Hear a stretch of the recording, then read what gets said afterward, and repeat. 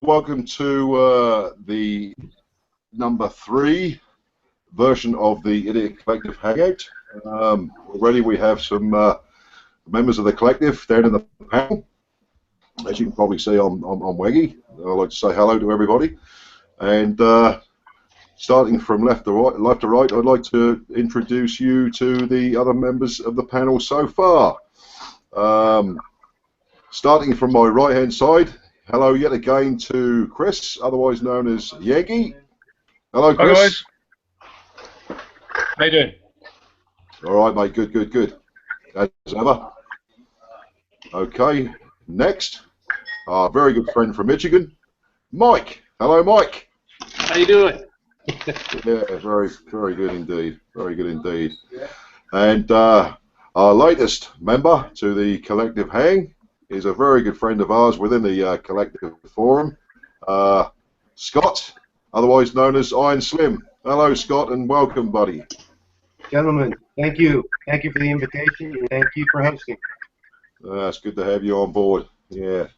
Anyway, as for tonight's proceedings, we'll just let it roll as we did last time. It seems to be the most effective way. I believe because we've got a little addition of Mike's Garage coming up, as we've all been sort of well the last few days. I do apologise for not being on the forum quite as often as I sort of should have been in the last week or two. I've been sort of pretty busy doing bits and pieces with the bikes and God knows what, and also a little bit of attendance to the bathroom that I ripped to pieces and now I've got to rebuild. But there you go. Anyway, as far as any news, Chris, any news from yourself, buddy, in the last week or two? Not at the moment. It's a case of same shit, different day. Yeah. One small difference that's happened is I'm hopefully closer to changing job, but nothing iron yet. No. Is that within the field that you've become accustomed to over the last few years within the holiday industry, or? No. I'm not going to say too much for a minute because I'm going to put the knockers on it. Right, okay. But I should know within the next few days, and I'll let you know. Yeah, well, if that's the case, mate, all the best for that one. Without giving away too much, is this a new job where you currently work at, or is it a completely new position, new career? It's a career that I used to do, so it's actually moving away from here to a totally new area. Nope. Back to civilization. That's all right, lads. I don't want to create any feedback. That's why I'm going to stick my headphones in. So if we do get any feedback whatsoever, the reasons would be either if we're playing the speakers too loud and we're getting feedback, or somebody else has got another browser open, as we found out before. Yeah, I was guilty of that one. Okay. Just give us a second.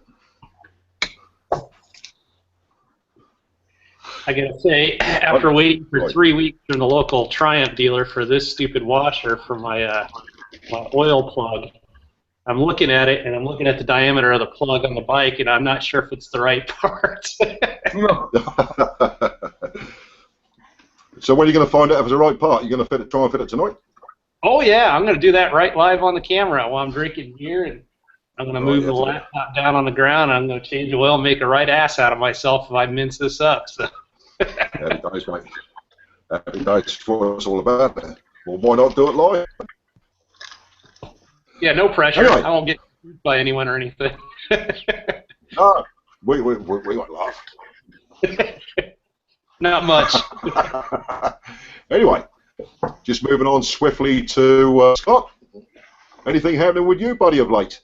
Any news? Well, Michael has initiated the first East Coast hangout, so that's going to be exciting, and we're getting the details of that nailed down. And we have John from New Jersey who's fully on board. So yeah, that's going to be exciting, and that's going to be in August, and we're looking forward to it. Absolutely, mate. I did catch up with it on the and looks as if your plans have been sort of very well put together.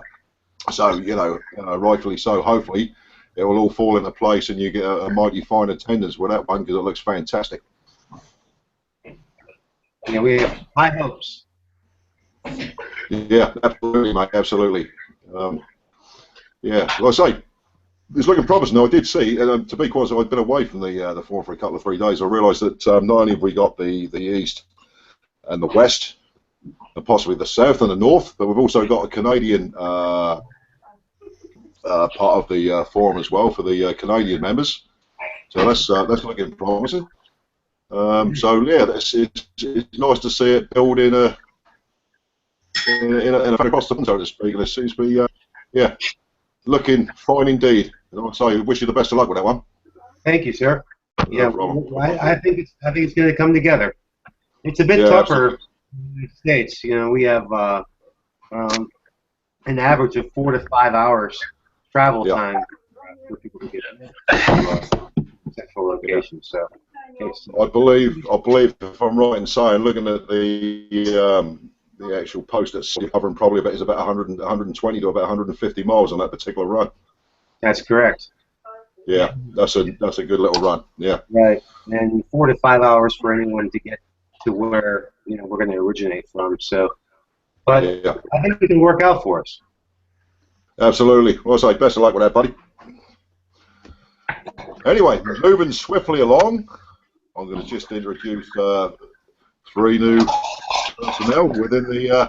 Well, one of them, obviously, in fact, we recognise 2 of them. Hello, Del. How are you? Hey, peace. How's everyone? Yeah, good to see you, buddy. Good to see you. Mike, why are you laying on the floor? Have you been drinking those pints of Jack Daniels again? He's getting stuck in already. Look at that. Mm. Shall I take this in the garage? Shall I do that as well then? I'll tell you what. We might as well do it. We'll all start from the garage, really, won't we? Yeah. That'd be good, wouldn't it? Mind you, it's a bit drafty in there, so I think I'm happier here. see here, I have the benefit of Penny and the kettle, and that's all I need. Absolutely. Yeah. Anyway, just moving swiftly. Oh, it's good to see you, Dal. Anyway, good to see you back. All right, mate. Nice to see you. Just like join and say hello. You know that's the case. How you doing, Bill?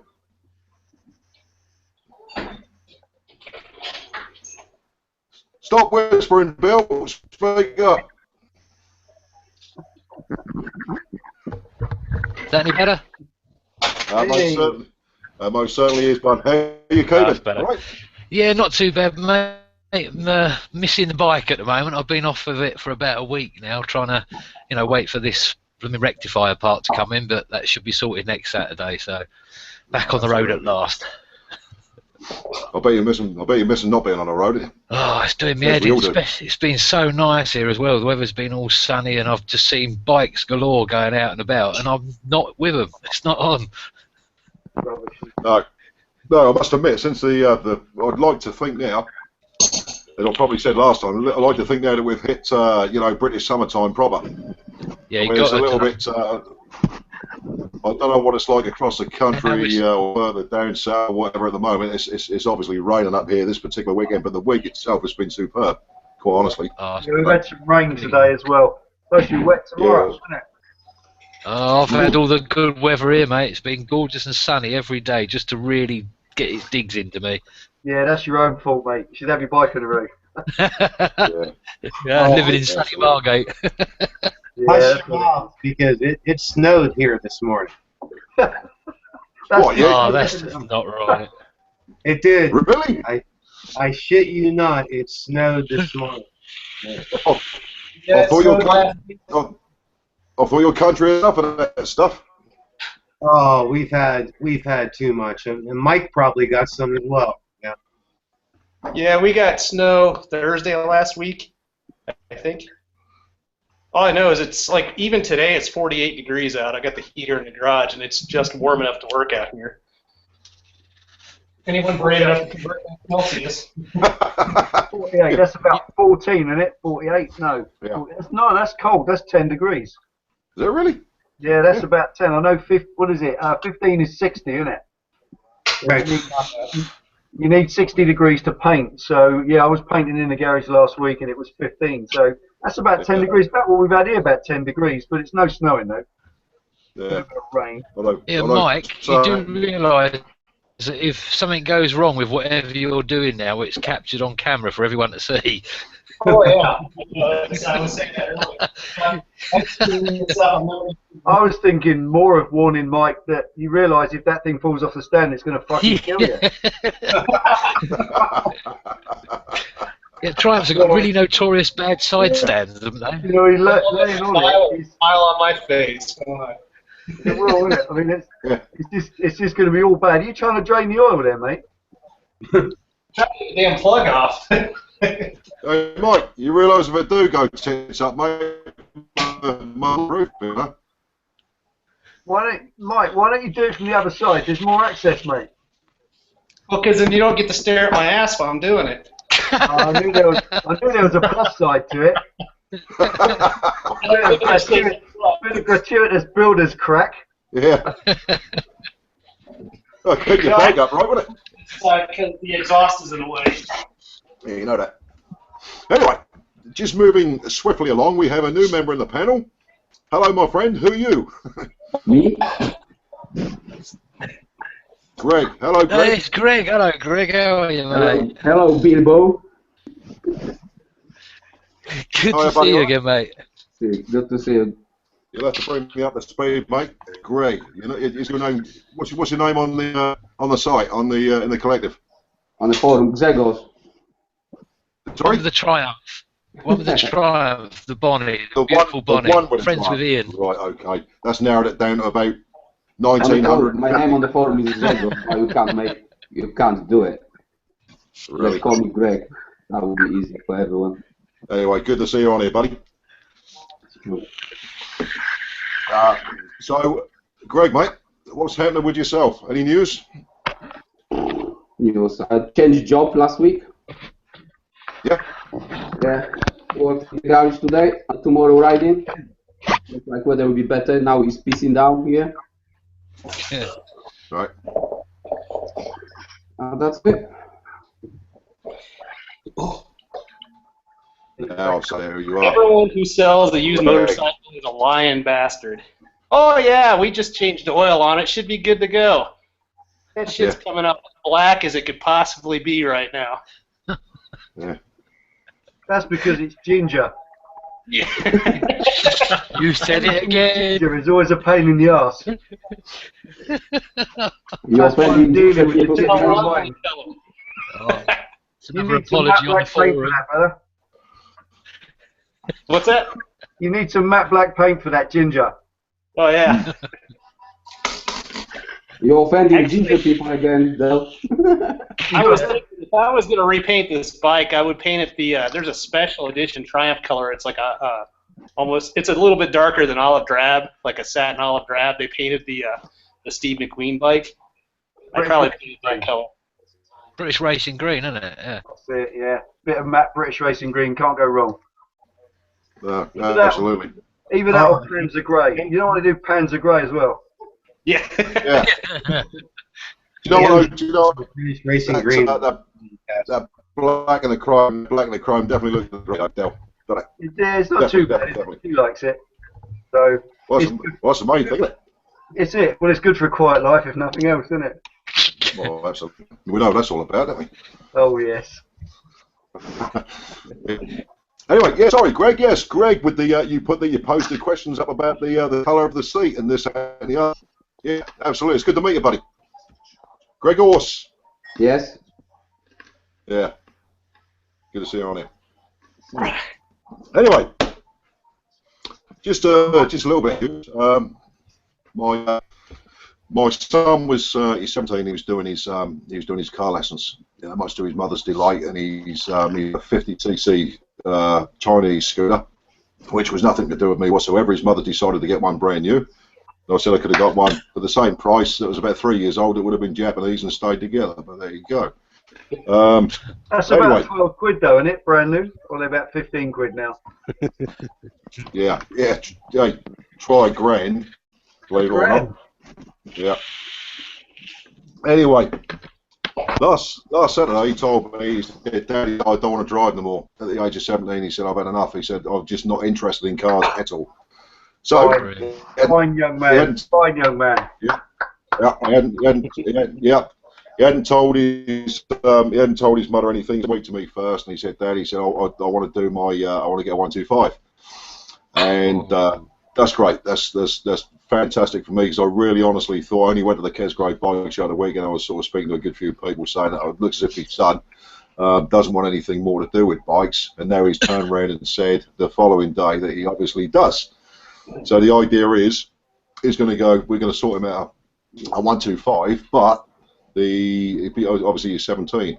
But what I'm going to make sure that he does is he did his CBT on a scooter, which, believe it or not, enables him to ride a geared motorcycle up to 125. So I said to him, I said, well, that's not, I said, that's not going to be the case, buddy. I said, what you're going to do is you're going to retake your CBT with a well-known company locally around here, and you're going to take the CBT again on a geared 125. And I've spoken to him in depth on that, and they said there's no way they would allow him to go on the road at all, even if he's coming back for a second or a third day, free of charge. They won't let him on the road at all until they're happy with all geared assessment, the clutch, the brake, and everything else, which is great. And I put my mind at rest, and the fact that it is okay. It's £100, but it's £100 that's well worth being spent. And as far as I'm concerned, the bloke I actually spoke to said to me, he said the other thing as well that he expects, and I don't believe that every CBT instructor or school requires this, but he has to know a good percentage of the highway code. He's going to be tested on the highway code, otherwise they won't allow him to go on the road unless he can answer a good few questions on the highway code and press from there, which I believe is a good thing. So that's what he's going to be doing. Cool. That's good, mate. Do they make him do anything on knowing anything about the bike yet? Do they have to know anything about any safety on the bike at all? Or is that where the key goes and what the gear is? Absolutely. Yeah, absolutely. He said to me, he said the other thing we also include on our course, he said we start at 8:30 and we finish at 4:30 to 5. He said, and to be quite honest with you, we feel a need that they have to come back for a second day or a third day. He said that's free of charge. You just have to hire the bike, which is not a problem. But he did say to me, also included is basic maintenance on the bike. Not on a scooter, right. on a motorcycle. Right. That's and he said, inclusive of that, within the period, I'm not fussed whether he's doing it for a day, 2 days, 3 days, whatever.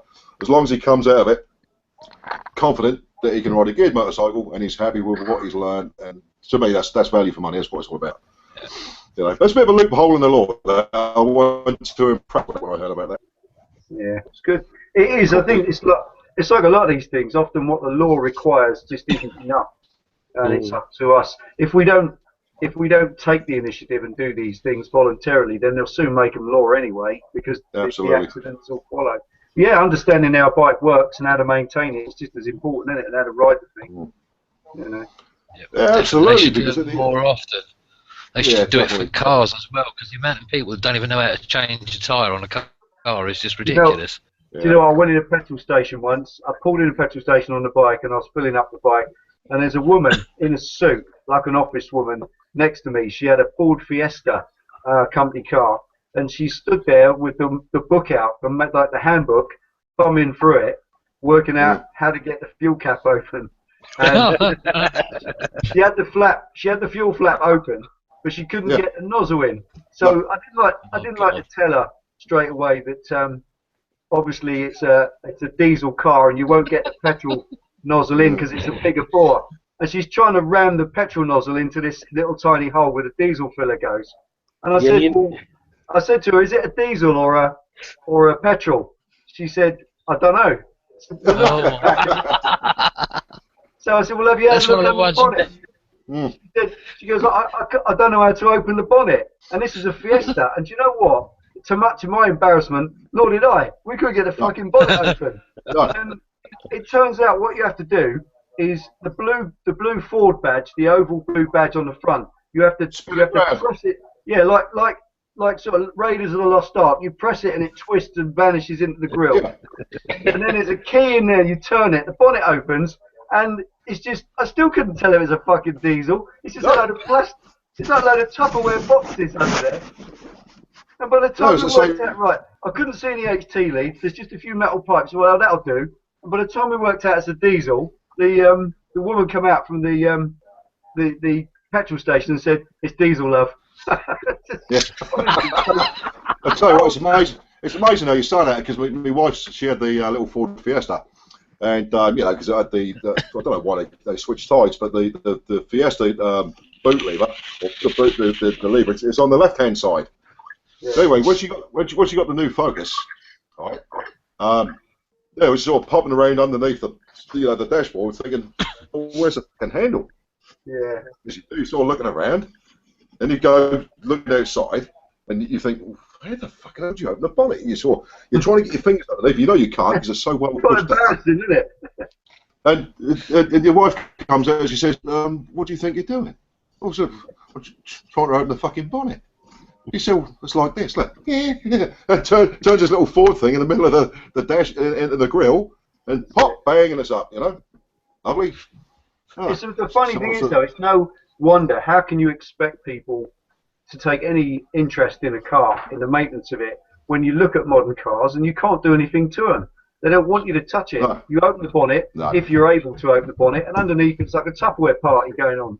It's just there are motorcycles seem to be going down that route, though, don't they? Yeah, very much so. There's so little. When you look at any of the new bikes, like the new triple Yamahas, the MT-09 and stuff, it just looks like a load of plastic boxes. You can't do anything to it. It doesn't look like a real bike anymore. No. And you've got to have a degree in IT to work out how to remap it. It's a shame. Makes you wonder if that's what they're actually doing now. The manufacturers are, so that they're trained mechanics, you have to take it to them. So they make their money that way on the spares and parts. Oh, God, yeah. Well, it's a well-known fact. Harley make way more of their gross domestic product out of non-chassis sales. Something like 70% of Harley-Davidson's income is from non-sales of chassis. So everything else, including clothing, underwear, high-vis jackets, oils, boots, jackets, just about everything. Chassis sales only accounts for 20% of their income, which says a great deal about the society we've become, doesn't it? Yeah. You know, on the opposite end of that spectrum, last summer I was out riding, and I stopped for fuel on the Magna, and at the gas station I saw this 65 Mustang Fastback GT, like absolutely flawlessly restored. And some little skinny hipster boy was driving it with his two little skinny girlfriends. And for starters, he couldn't figure out where to put the gas in the car. Apparently his father had just bought this for him. And, you know, on that year, you got to unscrew the emblem on the back, which is also the fuel filler, right? Then he finally gets the thing off, and I'm watching this eat the sandwich sitting on the curb, laughing my ass off. He goes to fill the car up, and because the angle of the fuel filler neck, when it goes, he waits for it to go click, except for instead it just shoots gasoline straight out of it. And then, as if that wasn't embarrassing enough for this poor kid, he goes to start it, and he can't get it to fire. It just cranks and cranks and cranks and cranks. Well, apparently he didn't realize this car had a manual choke. And so I took it on the guy. I walked over there, and it's like, you see that little knob under the dash? Pull that thing out, and let it air out for a while because you flooded the crap out of it. And eventually it'll turn over, which it did. But it's like those new cars are designed for the millennials because they would rather sit there and spend time on their iPhone, their Android, whatever, on Facebook and Twitter and whatnot, than actually know how to do this stuff. You know, so the cars are designed to get that. Of course, mate. Yeah, absolutely. Yeah. The cars have to tell you when the hood needs to be opened, you know. And then you just press a button on your phone and the hood opens on the car, and then an attendant runs out and fixes it for you. And then they just debit your account, you know. They don't have to think about it. Right, yes, great, mate. Just moving swiftly on. We've got another member of the collective, I believe, down in the panel down here. Hello, buddy, and Hoopy. Hi there, guys. Hoping that Yeah, I'm hoping that the headset's working okay. Forum name is fine, mate, Robbo70 or something like that. Robert. Hello, Yeah, buddy. How are you? Hi, Robbo. yeah, I'm absolutely fine. I'm thrilled to bits that I've finally been able to ride the bike. It's been a long time coming. Bought the thing back in September and joined the forum shortly thereafter, and it's been absolutely brilliant. I've loved every second of the whole process of taking it to bits and fixing what was wrong and you know putting it back the way that I would expect a bike to be assembled. You know. Yeah, Man. absolutely. Yeah, my dad taught me everything that I know, I guess, and he was very much a hands-on guy, and would always do all the maintenance on the cars and you know whatever was wrong in the house. And his attitude was, you know, if you can't fix it, you shouldn't really be driving it. So Yeah. it rubbed off on me. Yeah, never a truer word, to be honest. But yeah, it's good to be. Rob, I did see a post on the Hangout thread earlier on. You managed to get home okay for it. Yeah, I've been doing a bit of taxi driving today. My girlfriend had opticians things, so she had drops in her eyes and hence can't drive. So I've been driving her around the country to get that done. That was good. That's good to see you, buddy. Just one thing, I'd like to say hello to meet you. Mickey Boy. Yeah, good to meet you. I'd just like to say hello to Mickey Boy, who's posed a question on the Q&A. Hello, Mickey. How are you, buddy? The question he's put to me, my CBT was a sham. The instructor knew one of the lads on it, so let him home early. Right, okay. I've done him the world of good, didn't it? Yeah.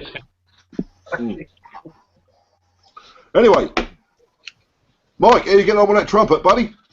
What's happening next? I'm waiting for it to quit piddling oil out so I can. My drain pan's only so big, so I either have to be underneath the oil plug or the filter, but not both. So I'm waiting for it to stop dripping here, and then I'm going to move it over and take the filter off. Yeah. Really Has exciting any metal stuff. dropped out yet? No, nothing's dropped out, but the fresh oil change, like I said, came out like blackstrap molasses. So, I mean, there's nothing new about that oil. Nothing. You're not using cat tray there, Mike? Cat litter tray's best.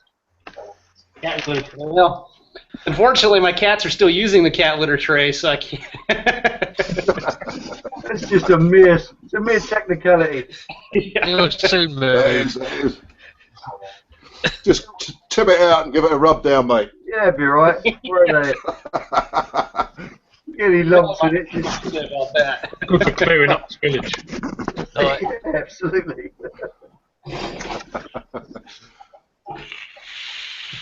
Anyway, just a quick one for Greg. I see you got your bike fully back together, or bikes. You went for the brown seat in the end, bud, didn't you? I believe. Say again. You went for the brown seat in the end, didn't you? Well, today I fit a different seat anyway for tomorrow. I got a really sore bum after last week riding. Right. Yeah. Do another seat, and I got another idea for another seat as well. I got two spare seats, so just want them recovered. Yeah, I noticed you've been toying around with the different covers on the Bonneville, haven't you? Or the Bonneville. Well, I bought them accidentally, the racing carbs for my Bonnie, because I had the same carbs on my America. They're quite good, are easy to work on than original carbs. That there was no brainer for me to swap if I could get, I got them cheap off eBay. They're a bit dirty, but they're all right. Yeah. I love that sentiment there. I bought them accidentally. Can I use that? Yeah. Next time I accidentally buy some race wheels or tyres for my bike, can I say that to Benny? I bought them accidentally. Sorry. You wanted a rat bike? Actually, it was accidentally. I was in Poland that time, and I was like sitting one evening looking on on my mobile phone on the eBay, and they just popped out as ever. Just check how much they are in England. Oh, okay, I'm having that. Sorry, did you just say they just popped out? Yeah, just pop out on eBay. You were surfing the internet and they just popped out. Sorry.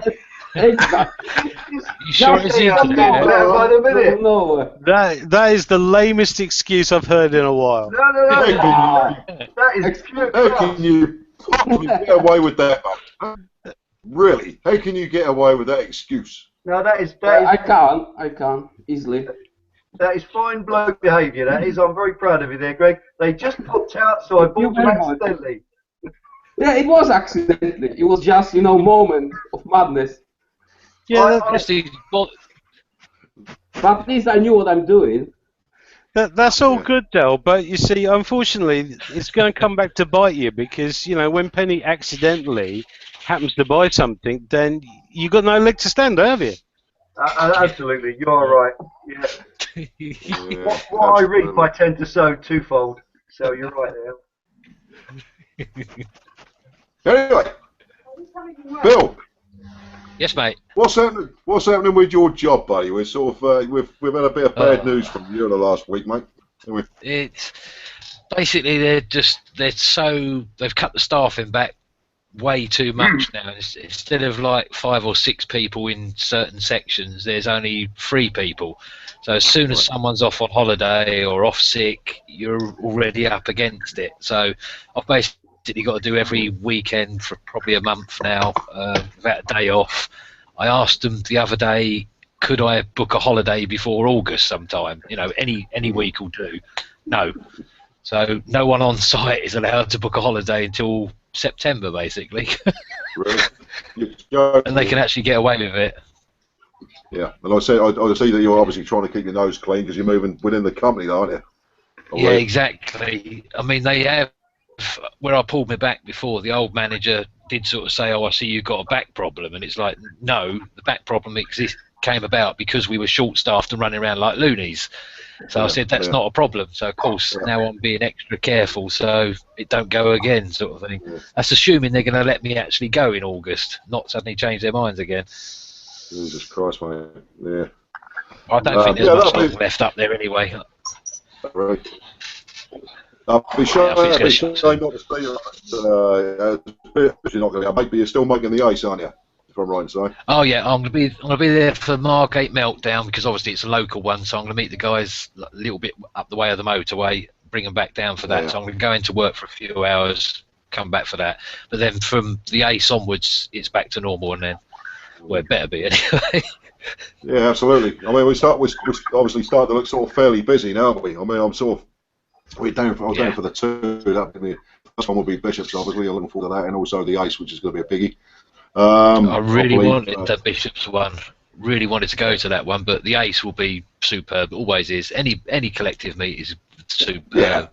Never enough. That's just the fact that I suppose obviously in the world you'd love to be at every one, but obviously next year, mate. Next year I'm going to be at every single one. Oh yeah. That's a promise. Yeah. Cool. You and me both, mate. I'll be at every single one. Yeah. Definitely. Our next one. Yeah. I'll tell you what. Yeah. Seriously, that'd be great to have the likes of, say, yourself and Melly and the likes of Scott. So we all get together at some point in life. Right again, wouldn't it? Hey. But like I say, best of luck with yeah, absolutely. Best of luck with the run that you're setting up over in your side of the pond, anyway. Well, I'm sure that Scott and I are going to give it a try. I mean, I can't guarantee how many people are going to show up to it, but we're going to do everything we can. I know that. All right. 4 people for sure. You need 2 idiots to make a group, mate. Simple as that. Yeah. Exactly. In fact, actually, they will only have 3 idiots because Melly's smarter than I am. So. Oh yeah, I get the same issue. Remember, actually, technically speaking, you only need 1 idiot to have a conversation, don't you? I often find I have some of my best conversations when there's just 1 idiot in a room. It's amazing how many you in your garage, you sort of clunk something on your bike or you do something wrong, you think, you fucking idiot. You say it. Who are you talking to, Weggy? Yeah. It's your fault. No, well, it was yours. You say a sign of a true idiot, you can have an argument in an empty room. Yeah, absolutely. That's a room even without you in it. That's really stupid. So how far, Scott? How far is it from you to Mike? How far are you apart in miles? What do you say? Like, 180, maybe? 180 miles. I think it's longer than that because it's 200 miles to my parents' house, and they live in Dayton, Ohio. And so it's a little bit further southeast of that. But I can cut diagonally across the state. So I'm guessing it's just under 300 miles. But I've ridden to Toronto, Canada several times from my house, and it's about the same distance. And including going through customs at the Blue Water Bridge, it was about a 6.5-hour ride. But I don't plan on going interstate the entire time, so I might be able to get it done within about the same amount of time on taking back roads, enjoying the ride, as opposed to just getting on the freeway and hauling ass. Did you say customs? Yeah, I mean, where I live in Michigan, I'm right on the border with Canada. So, I mean, when you go across the bridge, you got to go through customs. Just like, yeah, let me tell you, the last time I rode there was 2 years ago, and it was real fun getting groped through and having them search my bike at customs. Not on the Canadian side. They don't give a shit. Then you went back 3 more times. When you come back into the U.S., they want to know what's going on. So, like, you know, guys taking a seat off my bike and all this other crap. It's like, I don't have that much stuff. What are you looking for, you know? But I don't know. Maybe they were looking for pot, drugs. Who knows? All they got was a disgruntled American wanting to get back in the States is what they got. Maybe. I always hear at most borders they're looking for Mexicans, apparently. Not in the United States. They're looking to welcome them in, man. I swear to God. Really? I swear to God, when I bought my Dodge Coronet, I opened the boot, there was a few hiding in there. Oh, that car looks fantastic. I love that car. What, Dodge? You see the pictures earlier? I got my bike searching over. Yeah. No, I love that. When I came back from Europe, they asked me where I come from. I said from Poland. Okay, go there. And then I seen bloke coming with wrenches to my bike. I said, oh no, you're not having that then.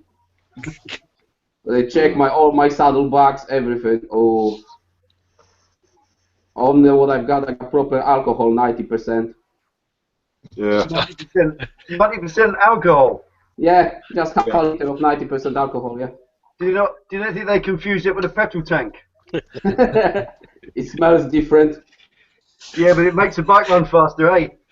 Hey, bike's good. That's fine moonshine behaviour, brother. I love it. Hide your alcohol in the fuel tank. No. I'll tell you what, having a bike is certainly cheaper. I bought a Dodge for a little while. I think I put some pictures up earlier. And 8 miles per gallon. It was great fun for a Saturday afternoon just to have a little verbal round. But you had to come home after about an hour because it ran out of fuel. Yeah. I mean, with our fuel prices, you put £50 of fuel in it to roughly fill it up. And that would last probably about 3 hours just cruising about. And that's not hauling it, that's just cruising around on tick over. And it's in the end, it's had to get rid of it in the end. Couldn't afford to run it. No. Oh, I can only imagine the fuel economy, Del, because I have a newer Mustang, and you can watch the fuel gauge go down in that thing, and in overdrive. That's mad. Yeah. It makes you wonder how long it's going to be before even the highly sophisticated modern performance cars are knocked on the head, because if a car doesn't produce 50 to the gallon anymore, they just don't seem to sell. I don't know, I mean, my Triumph, I don't know about your bikes, guys, but mine does about 48 to the gallon if I take it reasonably easy on the Tiger, and about 40 if I'm hauling it 2 up on a motorway. But you go back even 20 years on a bike, you get half that. If you're lucky, my old GSX R11 was 25 to the gallon. You know, so things have come on, but it's still 50 to the gallon is minimum now on any vehicle, it seems. If they don't do that, then nobody wants them. Yeah, I fully agree with that. I mean, my mate, he came into some money a couple of years back. He's one of the drivers in our haulage company. Jag that he particularly wanted was originally 73 grand in 2005, and it was where the designer who used to be with Aston Martin, he came over to Jaguar, and the Jag that he'd bought, it looked like it was like a replica of a DB8. I think it's a 4.6 twin turbo lump. It was absolutely an amazing car, and the bloke was over the rain. He got it a couple of years back. Unfortunately, being a lorry driver, it was parked for 4 to 5 days of the week in a yard that was flocked with seagulls. So the eventuality is, it was fully covered in shit by the end of the week. It was pissed him off. It wasn't getting used. And I think after 2 years, I said, "How you get on with that Jaguar?" He said, "I've decided I can't keep it anymore." He said, "I paid 23,000 for it. It originally cost 73,000 in 2005. He bought it 2 years ago for 23,000, and he's just sold it for 17.5 grand, right? And he'd only had it 2 years, as I say. He said to me, "I'm sick and tired of the service cost on 9 to the gallon, right? 9 miles to the gallon, this thing." And he said to reboot it was costing me nearly £1,700, for the 4 boots. And he said, I just can't justify it. He said, "I'm a lorry driver." He said, "I'm not on ridiculous money." So he's now sold it, and you know what? He's twice as happy with an 09 Ford Focus 1.6, mate. It's just the fattest thing that he's got the Focus, which is the same as my wife's. On a good day, do 50 to 60 to the gallon of diesel. As you know, the service, the running costs, and so. As much as he'd love to have in that car, I don't think he misses it for financial reasons alone, to be honest with you. I think that's so true with so many people, because you get convenience of any vehicle is the biggest downside of it. And we had Japanese cars, we had a Skyline and a Toyota Sora, 4-litre Toyota Sora. And they're great fun, they're lovely car. The Skyline was outrageous, but just can't live with it. We've got an old diesel van now, it's fantastic. Does 66 to the gallon on the motorway. Fucking awesome. We can fill it up. It costs about 40 quid to fill it up, and that will last Penny about 2.5, 3 weeks. That 40 quid, it's just massive, brilliant. Even the Tiger costs more to run than that. But the Skyline was 25 to the gallon. Great fun to have a car that will do that kind of thing and drive as ridiculously as that. But it gets boring after a while, being in the garage constantly filling it up. Even though fuel's just gone down, we're still paying what? Sort of £5.50, £6 a gallon for petrol, which is outrageous. In most other countries, it's half that price. Yeah, we're still paying silly money. Funny thing is, I was speaking to Greg will probably appreciate this. We got a good couple of mates, Polish drivers, and we're talking about the reasons why a lot of the Polish people come over here. Well, we all know the reason why, but it was explained to me in quite some detail last week. Now, my mate, he's brought his wife over and his young child. They've been over here about 3 or 4 years. And he's earning, effectively, 4 times in a month what he can earn back in Poland. And I said, "Okay, I fully understand that." I said, "What's the price of living?" Like he said, the price of living is exactly the same over there as what it is here, apart from the fact we're on a quarter of the wages. It's not really that. The cost of living is not that high as here, but cost of living when you think paying for house, monthly rent or everything, that is much lower than here. But the goods in shops, the prices they're exactly the same or even more expensive. Yeah. I know I can buy many things in this country much cheaper than in Poland, because the competition here on the market is bigger competition. That's why that is. And the wages are wages. I had a good job. Well, that was 10 years ago when I came here. I got a good job in Poland. I just came here just for. I thought it was 1 year, but now it's 10 years. But is that because you accidentally came here? Like you accidentally? it wasn't accidentally, but I thought it was like I thought, oh, let's go for a year to see if I can survive here, in different environment. I thought we'll see how it goes, but things changed. I'm still here, as you see, and with big parasite taking English jobs and all that stuff. You're kidding, aren't you? It's hard enough to get people over here to even apply for a job. Exactly. I know, because I work here in this country, few companies. I mostly, apart one company, I was only Polish person, and I've seen lots of people. I've been in one company, we had like waves of redundancy, and then one wave came, oh, I think I'm gonna go because I'm not English. No, I was there. Next wave came, I think, oh, that time I'm gonna go. No, I was still there because they were worse than me. And at the moment, I changed job last week because two of my English mates, we were working together about 5 years ago. They established their own business over 2 years ago, and they were pesting me since last year. Come to us, come to us, come to us, come to work with us. I've decided to do it. Yeah, sorry, Greg. Yeah, Chris, your mic is working, buddy. It is. You can hear me. Yes, I certainly can, mate. Yeah. Pucker. It doesn't seem to be switching me across when I speak. That was the only reason why I asked. No, it's working. It's working fine, but yeah, it's switching to yourself when you're speaking anyway. Yeah, no problem. Cool. Yeah. Anyway, that's all good. Greg, do you regularly get back to Poland? Well, trying 4 times a year, if I can. Yeah. It's now a bit different. I got different. Well, when I was in some company 5 years ago, that we got arrangement, and in the summer I go in for 4 weeks unpaid holidays. That was no problem, which worked for me okay because they were giving me 4 weeks unpaid holiday, and I got 26 days paid holidays. Which was alright. You're joining us up the Ace, aren't you, Greg? Say again? You're coming with us up the Ace, aren't you? In a couple of months' time, you're coming up the Ace Cafe, aren't you? Yeah. In June, yeah. Yeah, good man. Yeah, that's looking forward to it. Yeah. It's Yeah, not seen you for a while. I say he's in Jen, mate. Because you're always speaking down south. You people living on the south coast, Del. Yeah. There's always sun shining on the south coast. It's the English River area. Okay, right, I'm living in Calcutta. It's not shiny there. Yeah. Yeah, you know. I don't think it really matters what you say, mate. I don't think you get Dal and Penny moving away from there, but not for the sake of us lot. I don't blame them. The weather, not just the weather, it's the roads and that. It's cracking around there. That is right. Oh, we're all lucky.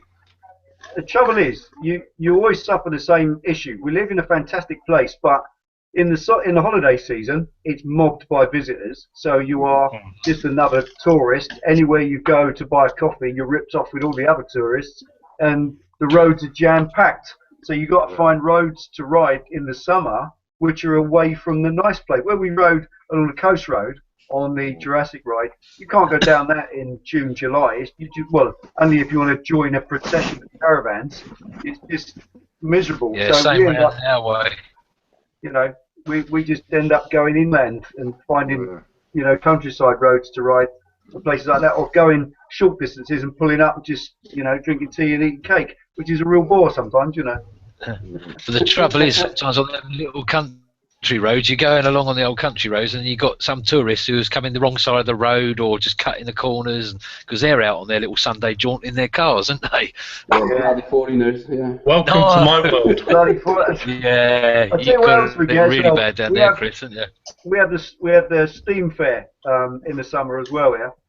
Traction and all the gypsies turn up as well then. So you've got, as Borat would say, many gypsies. Can't get away from them. So the same thing happens here in the States, and that's the reason why roads around where I live become popular for motorcyclists, is because everyone's getting away from the traffic on the coast. So I can totally understand where you're coming from. I mean, yeah, we get all the Londoners coming down to the seaside. That's what we get.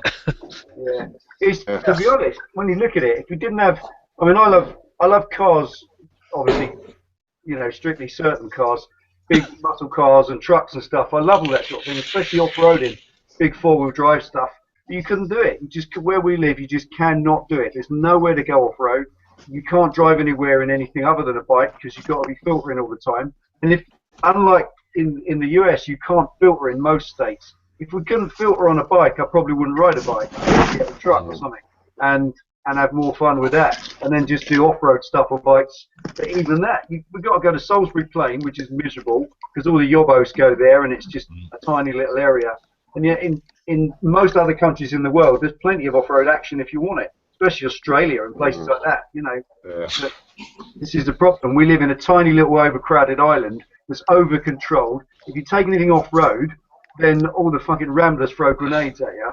And it's just, you know, it's just so restrictive. You end up just riding your bike around the tarmac, which is, it's okay, but I'd love to do more. Really would. Yeah, you got a picture of the old... When you go to the US, we're gonna take you on an ATV tour, and you can tear the shit out of whatever you want. I like that.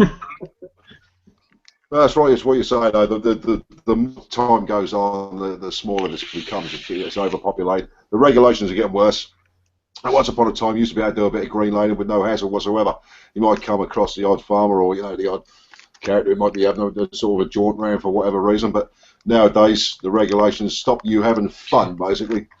And it's getting, nowadays, you get the ramblers that don't like the bikes that string the wire across the track and that. Yeah, you see that, mate. You see, there was I think I posted a picture or something. There was I think it might have been on the collective forum. There's a block of wood with some nails that have been put right across this this little country lane dugout, so to speak, where they knew that motorcyclists were riding.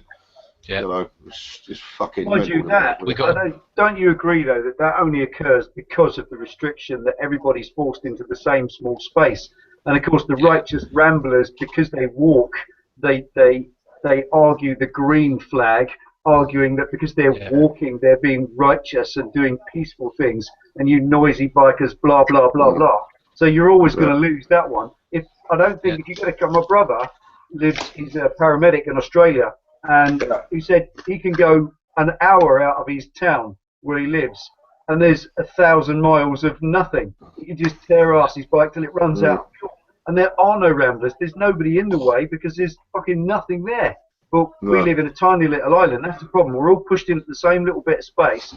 If it ain't tarmac or Queen's Highway, then it's green lanes or it's byways or it's bridleways or some other bullshit ways. And you can't do anything, can you? So. Everyone tries to use the same thing, doesn't it? Ramblers, horses, bikes, the lot. Oh, we get ramblers. They're only one up from a cyclist. Scum of the earth. Yeah. You're a cyclist. Who said they're a cyclist? Me.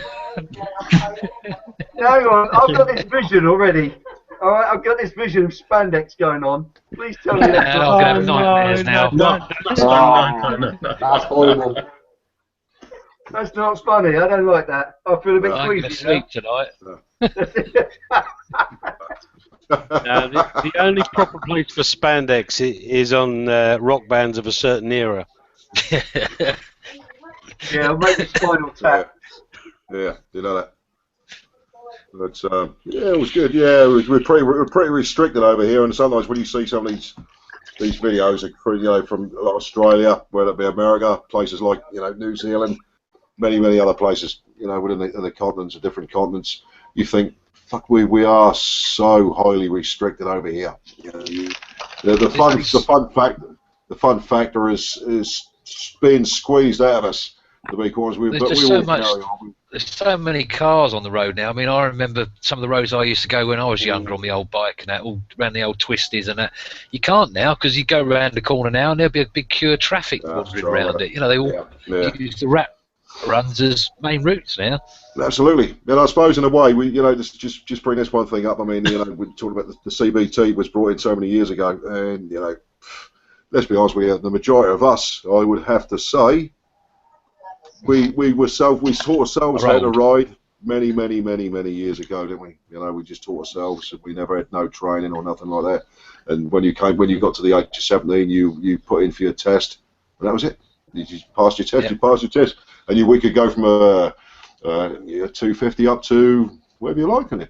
Anything 1100, Anything you wanted, yeah, anything. I tell you what, as well. Who remembers Lloyd's rider policies? You just Oh, yeah. up to a CC, didn't you? 600, 900, or unlimited. And you could have as many. If you had one policy, you could have as many bikes as you wanted on that one policy. Superb. You know, I hear that if you kept it up, if you never allowed it to lapse and you continually renewed it, Lloyd's will still honour them, apparently. Yeah. Right. It's pretty cool. I don't think there's anybody got any anymore, but that's amazing. I know it's like, what's insurance, Scott? What's insurance like in the States? How do you insure a bike there?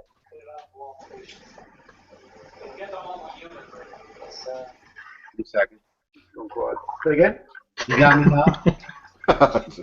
I had myself muted, so I didn't end up talking over anything. How do you insure a bike? Yeah. How does it work there? How do you cover a bike on insurance? Same as us, just an individual policy with a company, or what? It is. Yeah, pretty much, and it depends on how old the bike is, you know, the horsepower, and you know, so it would be for my Harley, it's about 120. Not bad. It depends on your age and experience, I suppose, doesn't it? Yeah, that too. I took the courses, the safety courses, so that gave me a little more, and I'm pushing 50, so that helps. So still a youngster here then. Yeah. Yeah, when I was living out in Cyprus, they had a good old policy for insurance. Basically, the actual driver was insured, so you can drive any vehicle. It didn't matter. You were insured, not the car. You were insured. So if you had an accident, that car was covered. That bike was covered. Whatever. If it was someone else's car, you were still covered. Good idea, really. Yeah. Right. Yeah. See, I'm not gonna. I probably won't be able to afford my Mustang whenever my kid turns 16, because it's in the house. So I'm probably gonna have to sell it. Yeah. That's a shame. In Michigan, we have the added bonus of uninsured motorist. We carry no-fault insurance because in the Detroit metro area, so many poor people drive around without licenses and without insurance. Insurance companies will actually issue a policy that's only good for a week, and the state will give them their plates for their car.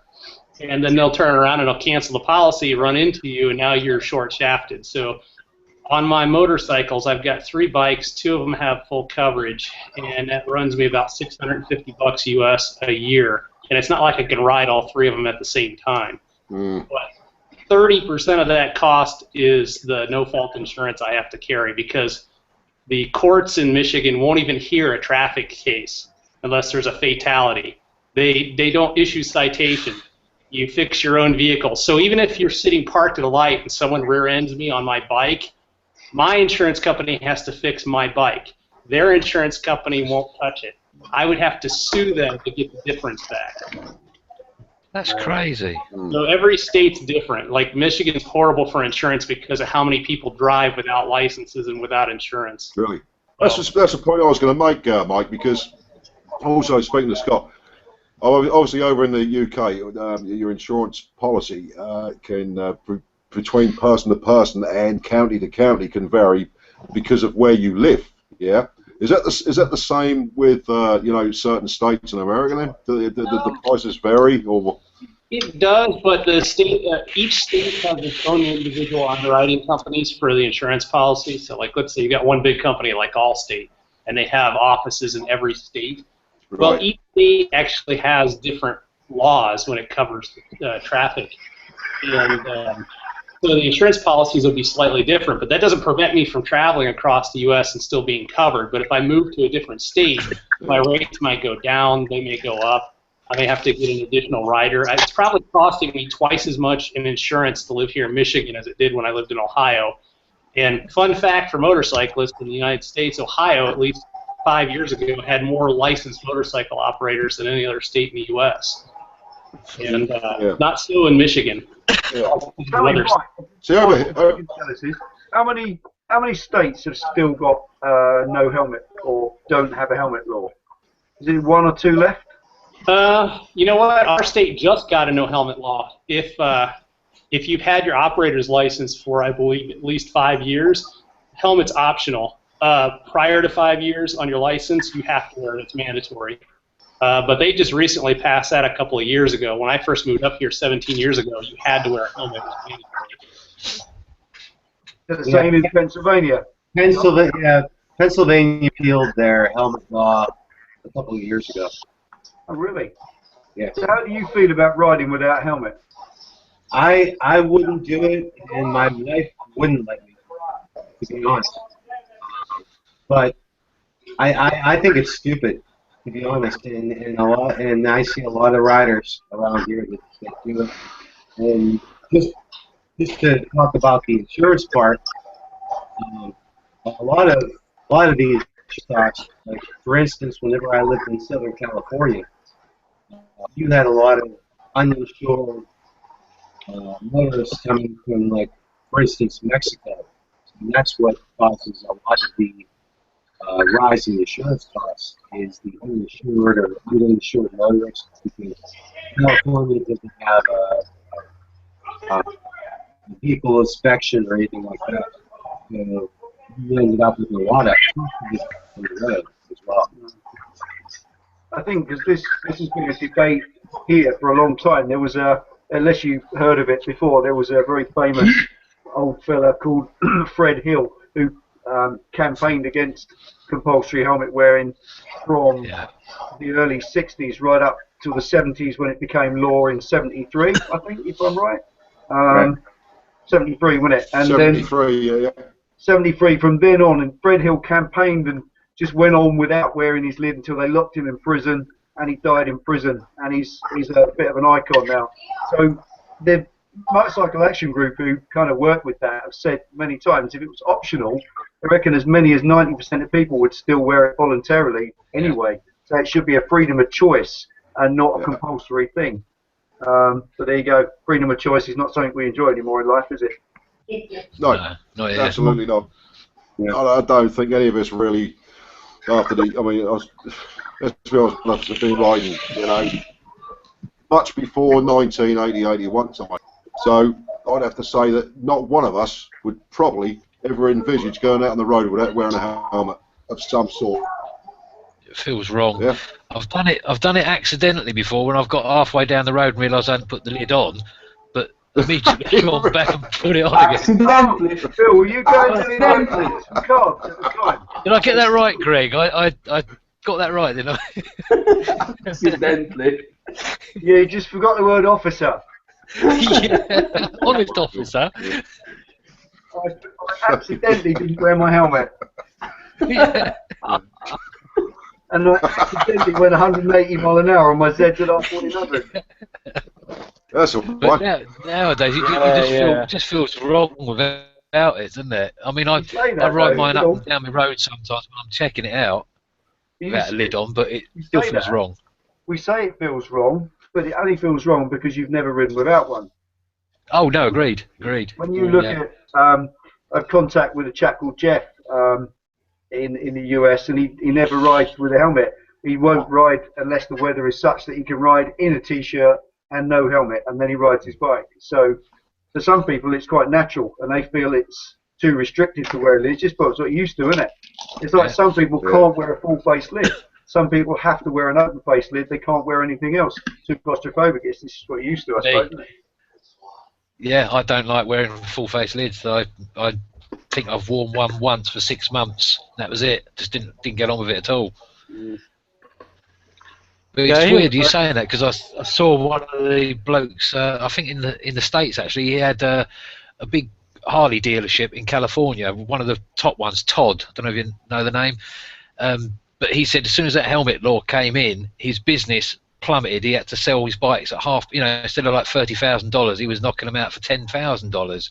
It cost them so much business. He literally went bankrupt because as soon as that helmet law came in, the up and coming sort of yuppies and stuff like that didn't want Harleys. They didn't want the bikes. I don't think it hit us as much here, but I still remember it all kicking off over here. Well, it's been law here since I don't think any of us were riding before 73, were we? No. There's, I'd have tried. yeah, did that have Triang written on it? Though? It hasn't one. With the massive wheel at the front, remember that? Yeah, it's right. Yeah, You're right in what you say, Dan. the solid tyres with the sort of the dual pedal scheme on the front wheel, didn't it? That's it. Yeah, pedal like a penny farthing with a little trailer behind it, wasn't it? That's a cookie. Yeah. Before my time, sorry. Yeah, you dreamed, bad boy. You'd probably was by then, Bill. Yeah, I had the little one where you have to just put a pedal along on the floor without pedals. Didn't you have wooden wheels on yours, Bill? Yeah, probably chopped it. Yeah, with a little hoop. Yeah, stick and a hoop. There's some guy with a red flag walking in front, I think. Yeah. Come on in, G up, you bastard. I've got to get to the shops. Dale, you're absolutely right that you say we think it's wrong because we've never done it, you know. And I rode a quad very briefly for a friend just checking it out, and I didn't have a lid with me. You don't have to have one on a quad. And it felt fine. It didn't feel weird at all. And yet, to all intents and purposes, it's quite close to a motorbike. Yeah. Yeah, absolutely. What felt weird? Riding a quad or not wearing a helmet? Yeah. No, it didn't feel. It didn't feel weird riding a quad without a helmet, but I think it would feel a bit weird riding a bike for any distance without a helmet because I've always had to have one. Yeah. I think even more so for you guys that wear full face lids as well. With an open face, I'm halfway there, if you know what I mean. Yeah. I think when you look at it, you could equate the best thing to that we could work because it's not compulsory. It's gloves. You imagine riding without gloves. There's always that really vulnerable feeling, and yet if you've got armoured gloves on, you don't care. You don't even think twice. And to a certain degree, so I work in a garage. If I can't weld with gloves on. If I try welding with gloves on, it's like trying to eat with boxing gloves on. I just can't feel anything. I know that it always results in burns and pain and suffering, but I can weld better without gloves on. If I had to wear gloves, it just don't come out right. Don't come out very well in the first place, but it will come out even worse. As you say, it's the same in the summer, isn't it? You don't really want to wear your gloves, but you feel like you really should, even though summer gloves aren't really going to give you an awful lot of protection, are they, really? Well, I'll tell you what I did. A guy from Canada sent me some snap-on machine work gloves for working in a machine shop, and they're super strong Kevlar armoured, but they're all kind of open gauze on the back with armoured palms. So I kind of feel alright in them because it's like you haven't got them on. So I wear those in the summer when it's really hot. Otherwise, anything else is. But the point I'm making is armoured gloves in the winter. You don't think you could ever ride, or boots. Imagine that, ride without your boots on. That'd be frightening, wouldn't it? Especially on a cold day, anyway. Oh God, yeah.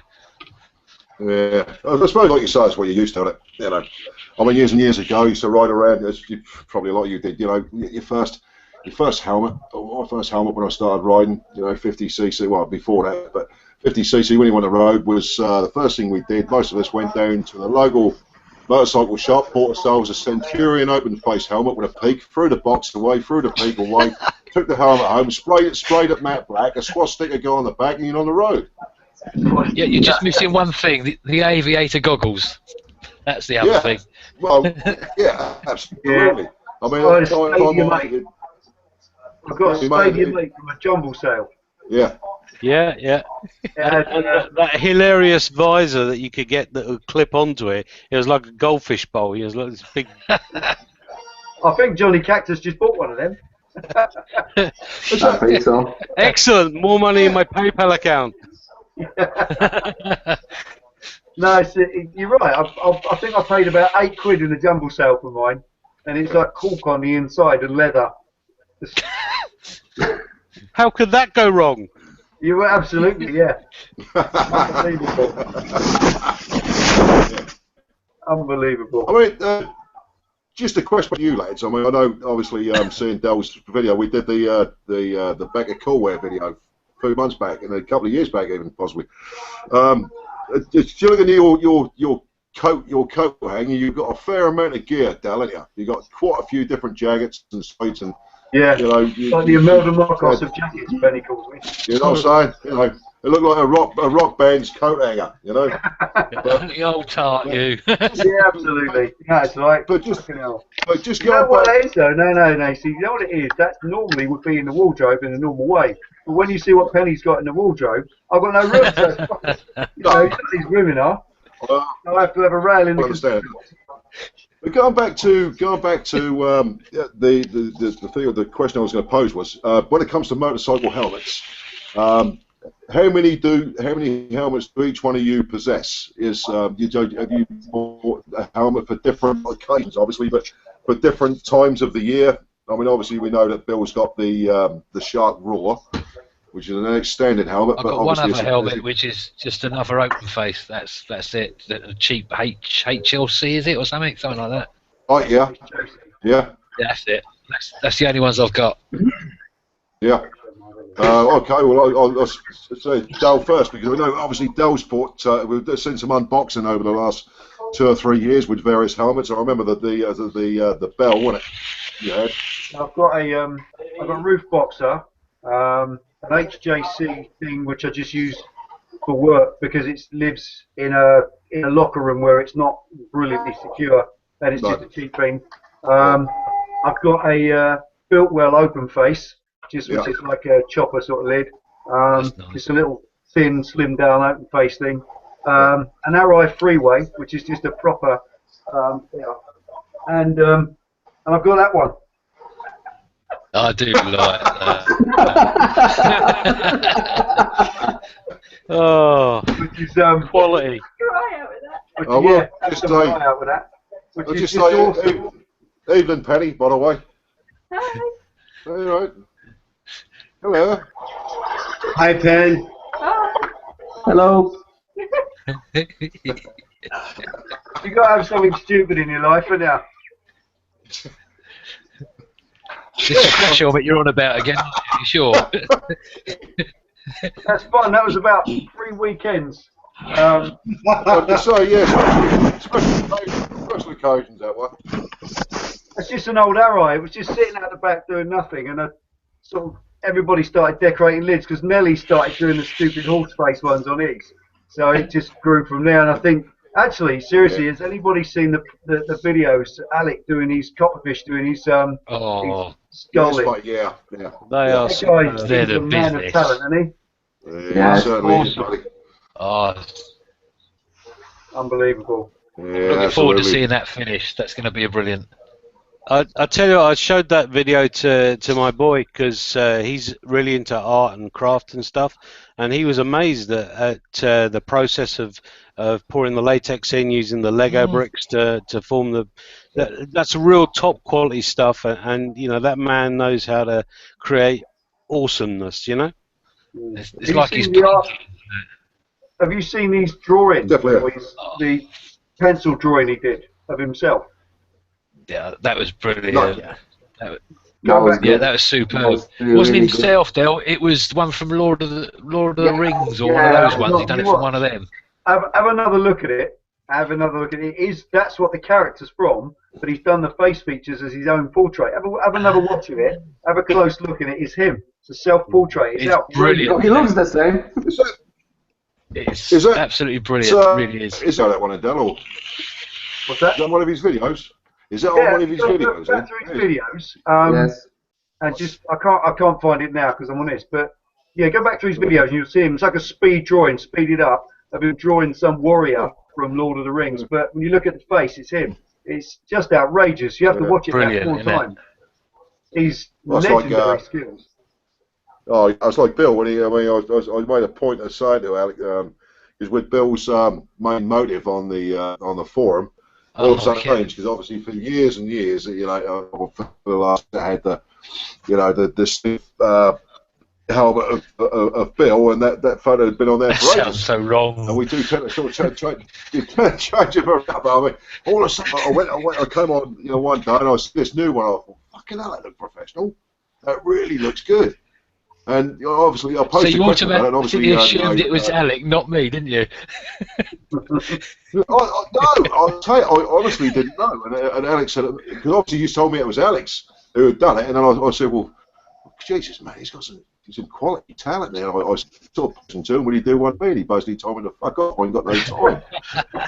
Well, I tell you what, I didn't even notice myself to start off with that he'd done the same colour as my bike on it as well.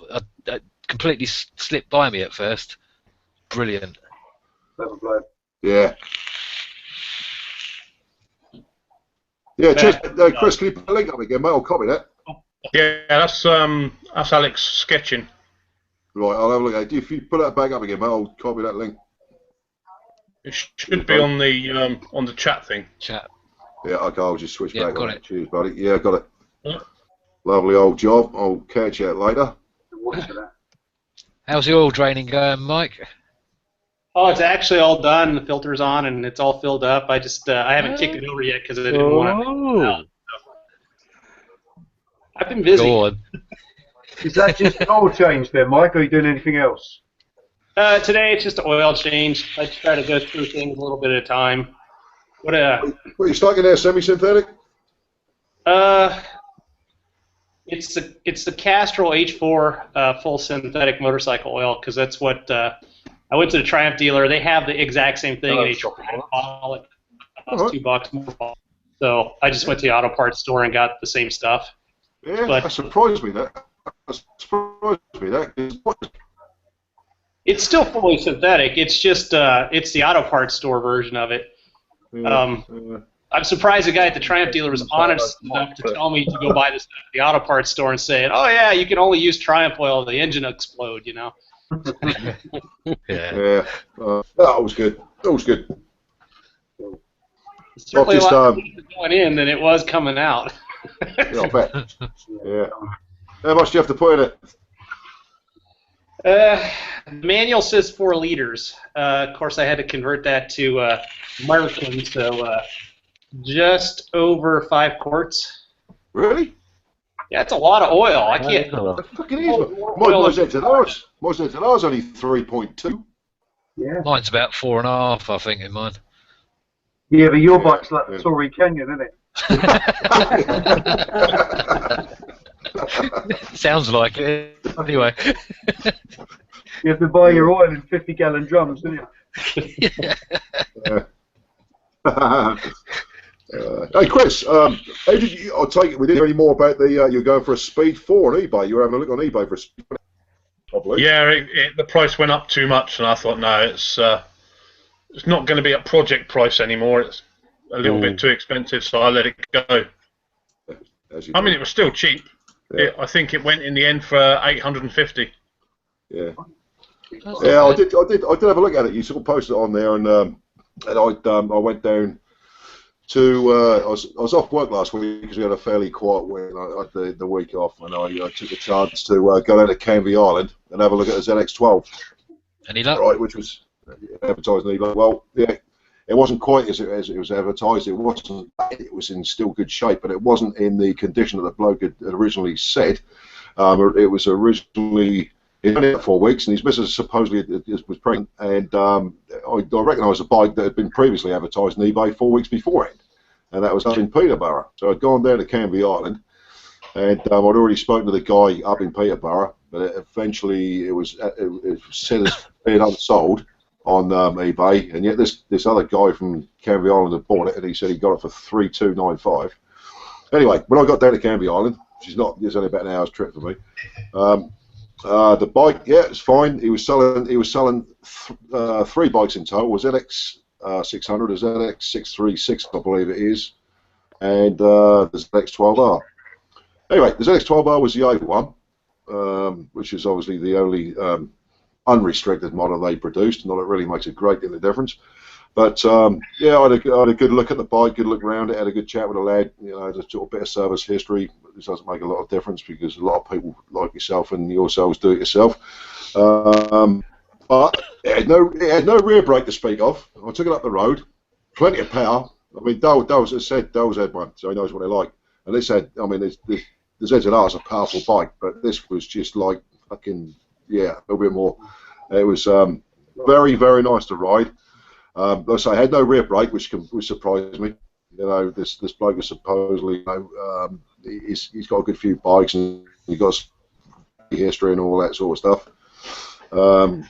It had a few marks that I weren't happy about. And there was one. It also the funny thing was when he first pulled the canopy to show me the bike, it was up. The battery was fine. It was cutting everything, but the thing would not start. And he said maybe you need to turn the handlebars to the left. He said because Kawasaki's are like it sometimes. I said not the fucking Kawasaki's I've ever had. Yeah, really?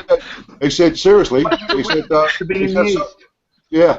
Right, he said that sometimes he said that the wire and harness can get pulled a bit tight. He said you sort of. I said well if you pull it to the left, mate, it's making it fucking tighter because I say it's pulling round to the right hand side of the headstock. So anyway, that one. It eventually got it started. Walk away. Step away from that pile. Anyway, exactly. So anyway, so I took it for a run. I finally got it started, and you know, and I know for a fact that somebody else had outbid me by. I knew my limit. I knew I wanted to pay. There's somebody else that had bid me by £100, so I knew I wasn't going to bid any higher than what I'd already bid anyway. But I had to see the bike, as you do, and I sort of came over and said, look, if you don't have any luck, sell it or you get pissballed about. I said, by all means, you know, give me a number, I'll take your number, so on and so forth, and at a later date. Anyway, but through eBay, the bloke who supposedly outbid me, he never made contact at all. It's a fucking wanker. It's a fucking wanker on eBay. You know, there's genuine people out there who are seriously interested in buying fucking things. Some toss. You know, he's probably sitting on a shit house having a wank and thinking, look at his phone and thinking, oh, you know what, I'll be able to do full house. I'll just press somebody off by just bidding for a car or something. So that's what happened. And this poor sod, he sent me a message back on eBay saying, you know, hello, mate. He said, is there any chance you're still interested in the ZX12R? So I said, well, I didn't say anything about me being still interested because I knew what needed to be done to the bike. But he said, yeah. He said, other bloke. He said, I've tried to contact him. He said I've got his mobile number, but I keep going to the answering service or voicemail, and I thought I was fucking ringing bells. Right? He said I was trying to get him through eBay. Nobody sort of knows where he is. eBay fucking people are not trying to help me. So, is there any chance you're interested? Well, I didn't answer. I said I'm really sorry to hear about the so on and so forth character that outbid me, but seems that I've sort of moved on effectively, you know, and. He sent me a message saying, yeah, all right, mate, he's going to supposedly relist it for Sunday. But yeah, like you say, it would have been so easy to have bought the bike, but if he'd offered it to me for, say, I don't know, 300 or 400 quid less than what he'd advertised it for, I might have thought about it, because then I would have took it home, stripped the rear caliper, done the work on the necessary work on that. But the thing that really sort of pissed me off more than anything was the fact that there was this possible wiring problem, or, you know, there was the ignition problem. And that's not a good fucking sign, mate. When you turn up and there's a bloke sitting there. Don't sound right. Well, it's starting up last week, right? Yeah. I've just travelled fucking for an hour, right, to have a look at this bike, and it won't even start. Happy days. It's crap, isn't it? But, you know, so anyway. Should have turning the handlebars. You got to turn it to the left, mate. That's what Kawasaki's do. Yeah. I got a lifetime with Kawasaki's, mate. I never had to fucking turn it to the left to get them started. So Kawasaki's are to the left. So is there a different direction for different models? I think we should all be told. Yeah, so if you go around the right-hand bend, the bike cuts out, does it? No, it's with Harleys, you have to turn to right because they're left-hand drive, aren't they? That would be it. Yeah. Yeah.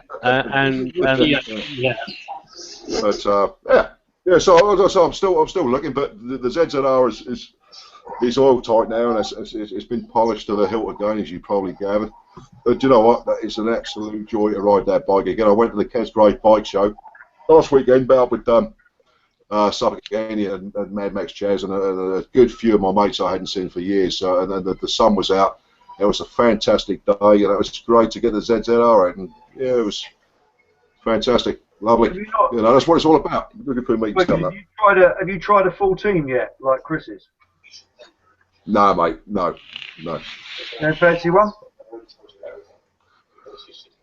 Or is it he just couldn't handle one? Is that what it is? Can I be completely honest? No, I'm going to be completely honest with you.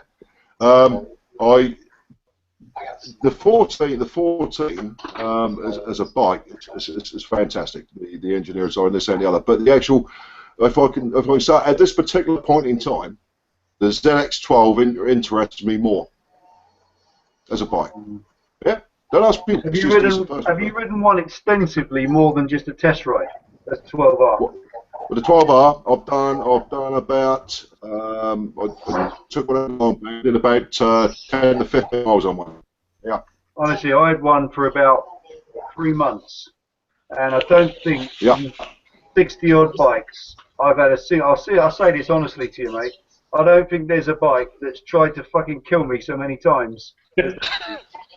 Because I kid you not, the height, the way that the centre of gravity is about 6 inches higher than your ZZR, which makes them drop into corners if you're on a track situation. Oh yeah. Which is great, but if you then pile the power on, it just goes fucking sideways. Because they're typically, like Kawasaki have been guilty over the years of making bikes that are an extreme white elephant to just the rest of the market off around them.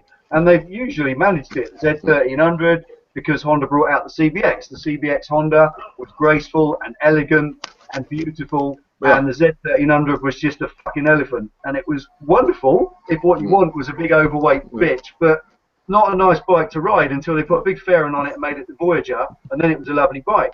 And then Honda did it again and went, oh, okay, we'll make a Goldwing, and pissed them off again with class. And have you ever thought of anything like a Hayabusa? Try something like that.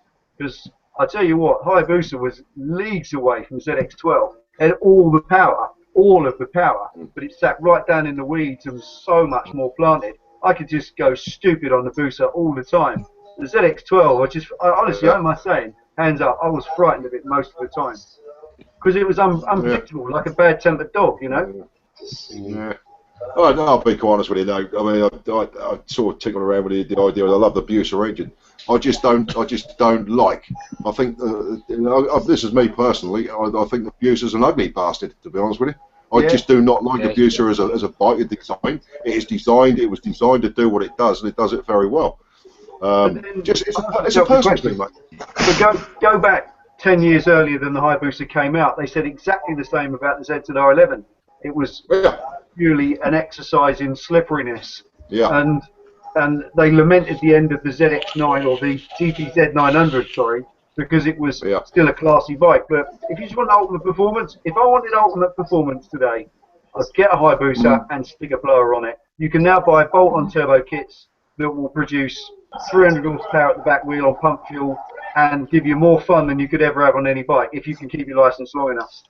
I know what you're saying. I mean, as you've probably seen, that the first person on a Hayabusa at the moment is that young lady. I can't remember her name. She's probably about our age, just a bit younger than us now, and she has I think she's done about a 270 mile/hour run on Hayabusa.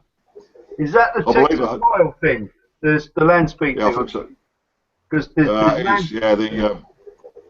is this the white on the salt flats or on the tarmac record? No, it's a tarmac job.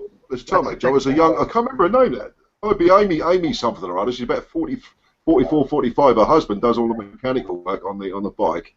Yeah, very cool. And it was on. I'll tell you what I see it on. I'd actually see it on. What's his name now? Henry Cole's program. Oh, Motorcycle Rides or something. Yeah, that was. She was on there. She was on there about. It was about the fifth or.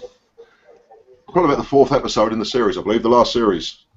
Yeah, very cool. And that was it. Don't get me wrong. I'm not knocking Abuser, mate. I'm not knocking Abuser. No, it's an ugly bike. But then I don't think any of the big hyper bikes are attractive, are they? Really? No. When you look at, it depends how you deem attractive as a bike. But they're not. They're more about exercises in slippery speed, aren't they? They're all aggressive looking. I mean, the front of the ZX12 is particularly weird. They've got like a shark's face, which, you know, Hayabusa looks like the end of an elephant's knob, doesn't it? They're a bit weird. None of them are pretty. They're not. And the Blackbird's probably the nicest looking. If you can find a nice Blackbird, then you can make a fast bike. You can try one of them. Yeah, I like the Blackbird. All of them. I'm not a Honda man, to be honest with you. I never have been. Yeah, That go sounds back like a a man. I'm a bit of a stickler for quackers, you know that. Honda Man, that sounds like a superhero with his underpants over the top with a VH on them. Honda Man. Yeah. Yeah. Well, I In think spandex. the last one I had, fucking spandex Honda Man on a CB 750K2. That's it. Yeah. No, if he's Honda Man, he's got to be on a C70, isn't he? Fucking Matt Black. Yeah. That would be fun to repair me. Pizza box. Yeah. Open face with a couple of little bales on the side. Yeah. And like you say, the big goggles, mate, yeah? Yeah. And some false teeth. But, no, don't get me wrong. Yeah, get the Blackbird, fantastic bike. I don't know what to make of the link brake system. I mean, you've had one, Del? Yeah. Honestly, I stick my hand up because I told you I'm an idiot. I didn't even notice I had it on there for the first few months I had it. Everyone talking about link brakes and how the link brakes are this and link brakes are that. I didn't notice it act any different, really. No. The only thing with it was a bit of a bugger to plumb it up. When you bleed it through, it's difficult to bleed the front to the back jockey pipe, which is a little bit awkward. But there's a method around it if you master it. Apart from that, you don't notice them. They're one of these things that end up a wives' tale. You know, the link braking system is extremely clever. Yes. It works. It really. Yeah, different stories, mate. Because they originally, if I'm right in saying, they originally brought that out on the CBR 1000F, didn't they? The fully fed thing. Yeah, right back. Yeah, that really was an elephant's milk, wasn't it? Big long dollop. Yeah, yeah, that was. And yeah, still they cross-link brakes on it. What's that, Mike? I was saying I test rode one of the VFRs with the cross-link brakes and the DCT transmission. Well, I couldn't tell any difference in brakes. I mean, it just felt like a good braking system to me, which I guess is the point of if the technology in the bike is done right, you as the rider shouldn't notice it. It shouldn't impact the way you ride the bike. I can't say the same for the DCT transmission. That was horrible. The dual clutchless thing was just unusual to get used to. I was, they described to me at the dealership when I took it for a test ride that it's supposed to be like a quick shift kit, like one of the electronic quick shift kits.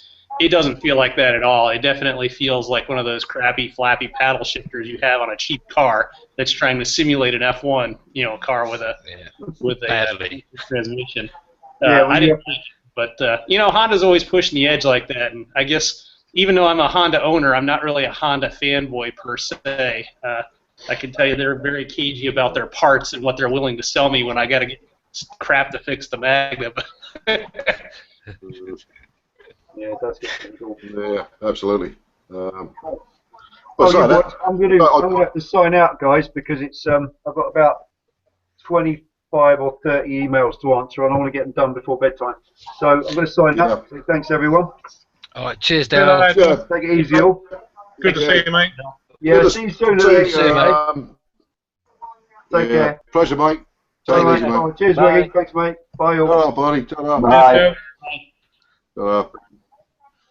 Anyway, the Honda. One thing about the Hondas is the fact that you can't argue with the quality of the finish. I don't think there's any bike company that actually finishes a motorcycle as well as a Honda. When it comes to the paint, the lacquers, the paintwork, or the quality of the build, just in general. I'm going to go with paintwork. The paintwork is superb. Yeah.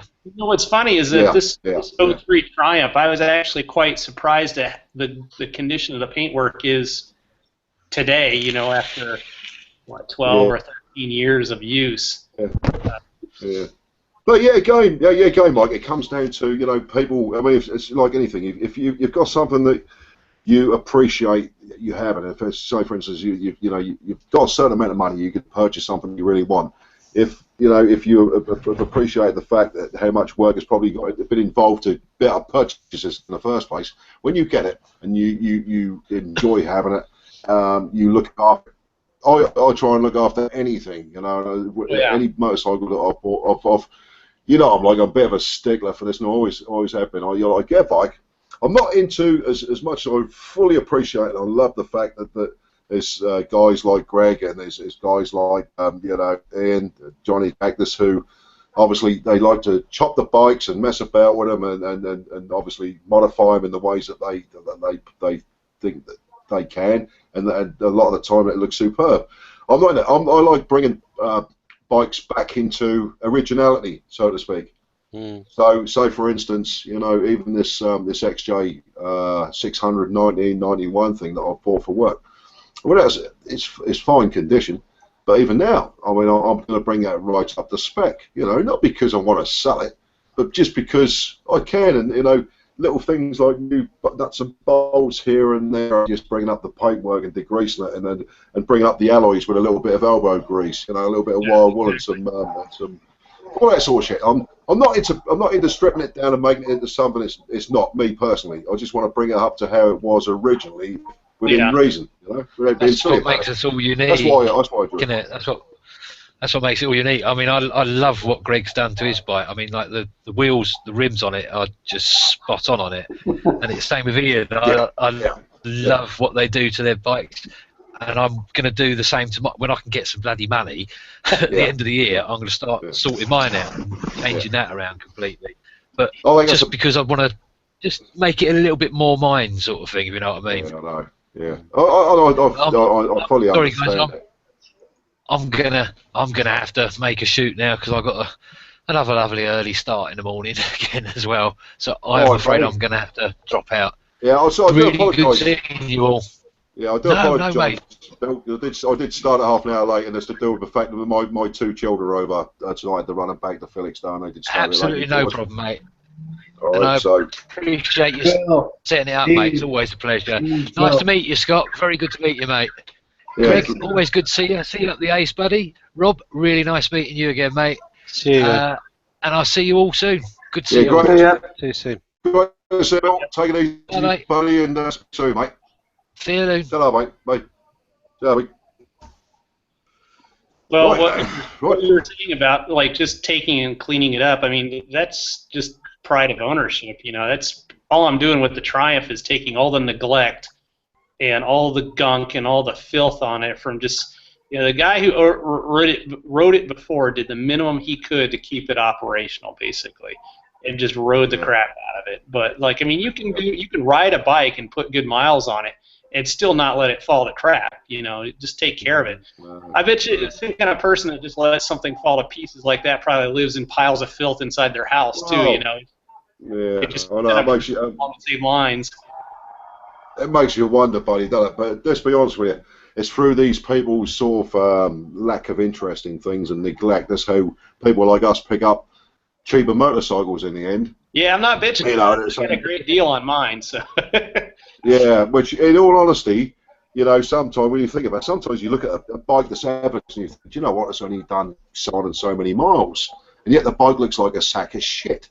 And you think to yourself, you've got to wire it up. What's a good price to pay for something with a superb engine that's done 10,000 a bike that's being advertised for $2,000 more that looks the bollocks, right? When I bought my Super Mag, time.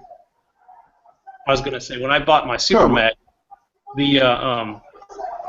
I bought it because it had lower miles on it, but you know, 2 or 3 months after I purchased it, I saw another 88 that was closer because I went to Colorado to pick this bike up. They didn't make very many Magnas, the 88 Super Magnas, and this bike was absolutely abused. While it only had 8,000 miles on it when I bought it for a 1988, it was a hard 8,000 miles. There wasn't a thing on that. I mean, in the videos, the bike looks pretty nice, but that was after 5 years of me owning it and cleaning it to get it to that point. You know, I didn't buy it that way. I bought it as absolute basket case, you know, and I figured, oh, it's got low miles on it. I'd rather have low miles than a clean bike. It's not true. If a bike has good miles on it, it's taken care of, it still runs fine. You know, I think the neglect, even with lower miles on a bike, is more detrimental to it over time. You know, because how often the guy changed oil in that 8,000 miles based upon the condition of the outside of the bike. Just because it only had 8,000 miles doesn't mean the engine's in better shape than when it has 30,000 miles on it that the guy regularly took care of it, you know. Yeah. See, the thing is, it's like anything, especially with any purchase, but with eBay, you've got to put yourself out. You've got to put yourself to go and see these things before you bid on them. If at all possible. You know, this is to be quite honest with this. You obviously protect yourself, but you can honestly pick up some fantastic bargains paid to sort of look a little bit deeper.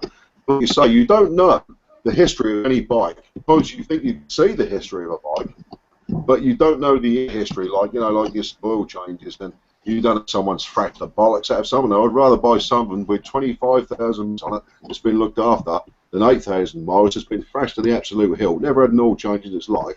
Never been checked for valve clearance or anything like that whatsoever. And obviously the better purchase for yourself is going to be the ones that's been looked after, even though it might have done 3 times as many miles, as we all know.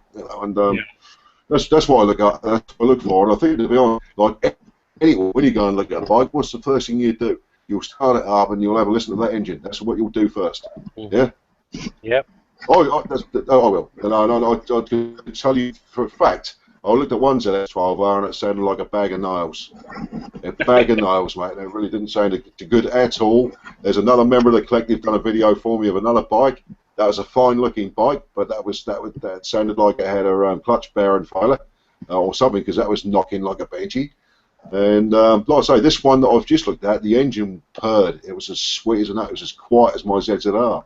But there was 1 or 2 things I wasn't happy with, obviously. So that would have been a great purchase had the other things not been prominent, Yeah. So, yeah. I know on the when I looked at the Speed 4, some of the things I like to check out on used bikes is the of course, listening to the engine tick over, listening to the rev, but like just putting it in gear and seeing how hard it jerks, and also holding the brake and just letting the feather the clutch out slightly, and then dig your heels in and rock the bike back and forth. You can tell how well adjusted the chain is, whether the cush drive's still good or not. You can tell if the head bearings are screwed, because if you're like letting the clutch out and you're kind of pushing back and digging in with your heels, that's creating that if there's any play in the head tube, you're going to hear it. I mean, you'll physically feel it and hear it if it's got wear in there. So there's a lot you can do without even taking a bike around the block. I've seen bikes that, like, when I was looking, I was originally planning on getting a early 90s Honda VFR, because I love the sound of those V4 engines, and I was going to kind of make that a project to modify. But then I saw this one for sale, and for the same price, this bike was in 10 times better shape than every used VFR that I went out and I checked out, because people just did not do any maintenance to the bike. They were Honda, so they said, "Hey, Honda says it's reliable. I'm just going to ride it until it dies." Yeah. But I mean, that as you say, that Triumph looks fantastic. What you've got there, and you must really be enjoying the working on it now. You're gonna keep working on it until you're happy with everything that you've spent it on. And I bet you cannot wait to get down the road fully, can you? Oh, actually, I took it out last night, because now that I finally got indicators on. I mean, in Michigan, you don't have to have indicators on a bike. You can use hand signals. No. But the traffic is bad that you would never want to do it, because you can't shift and use the throttle and make hand signals at the same time. You're just asking to get hit. So, once I got that sorted out, and now that I've got the mirrors mounted, and it's buying aftermarket mirrors for this bike was a pain in the rear end, because it doesn't use fairing mounted mirrors, but it has clip-on handlebars, and so like the mirrors have to have a special angle because the handlebars come down, and then everything's a fight, man. You gotta everything needs modification. I've made so many fasteners for this bike. I'll go to the hardware store and buy, M6 or whatever size screw. I end up having to cut it down with a Dremel and clean it up with a tap and specially make it just so it works. Yep. Yeah. Right. Just see Rob's ready to go. It's good to have you on board, Rob. It's nice to meet you, buddy. Yeah, it's great to be in the chat, and I've really enjoyed it. But time is ticking on, so it's goodbye to all these American idiots and the UK collective as well. Yeah. Nice meeting you, Rob. That's what we are, mate. Take care. So, Much really. Yeah, like I say, Rob, catch up with you soon, mate. well, 4 of us left. Oh, that'd be nice. Well, we've got, what have we got? We've got about another I was using Fantastic later. 4 now. 10 minutes. Yeah. But, yeah, what's it? Let's have a look here. Mike, what is it? Oh, you were asking about the Your oil earlier. oil? I went and grabbed one out of the garbage can here. So, Racing Nice, 4G. Oh, that'd be nice. according Yeah, to yeah. according to the guy at Oh, the you put it in Triumph there. dealer, it's the same stuff that they have at the dealership in the 55-gallon drum that they use because they bulk purchased it. Yeah. I mean, the filter Yeah. itself has Castrol. As they do. What's that? I'm sorry. As they do, yeah. I mean, you got any motorcycle factor on that? They'll have that bulk. They'll have the Castrol drums, or they'll have drums of some type of oil. Very, very rarely do you get the oil out of a small container when you got these motorcycle factors. Anyway. Yeah. Well, I know that I think Harley is probably the most expensive oil out on the market, but to their credit, their oil, while you can get something that's fairly compatible at like either aftermarket or at the auto parts store, their oil that they get supplied to them is very specifically formulated for their air-cooled engine type. And, while you might be able to cut some corners in other places, I mean, I'm not a personal Harley owner, but I have a bunch of friends that have them, and they swear by it. They won't use anything else because of, the formulation and the additives in that oil for that type of engine.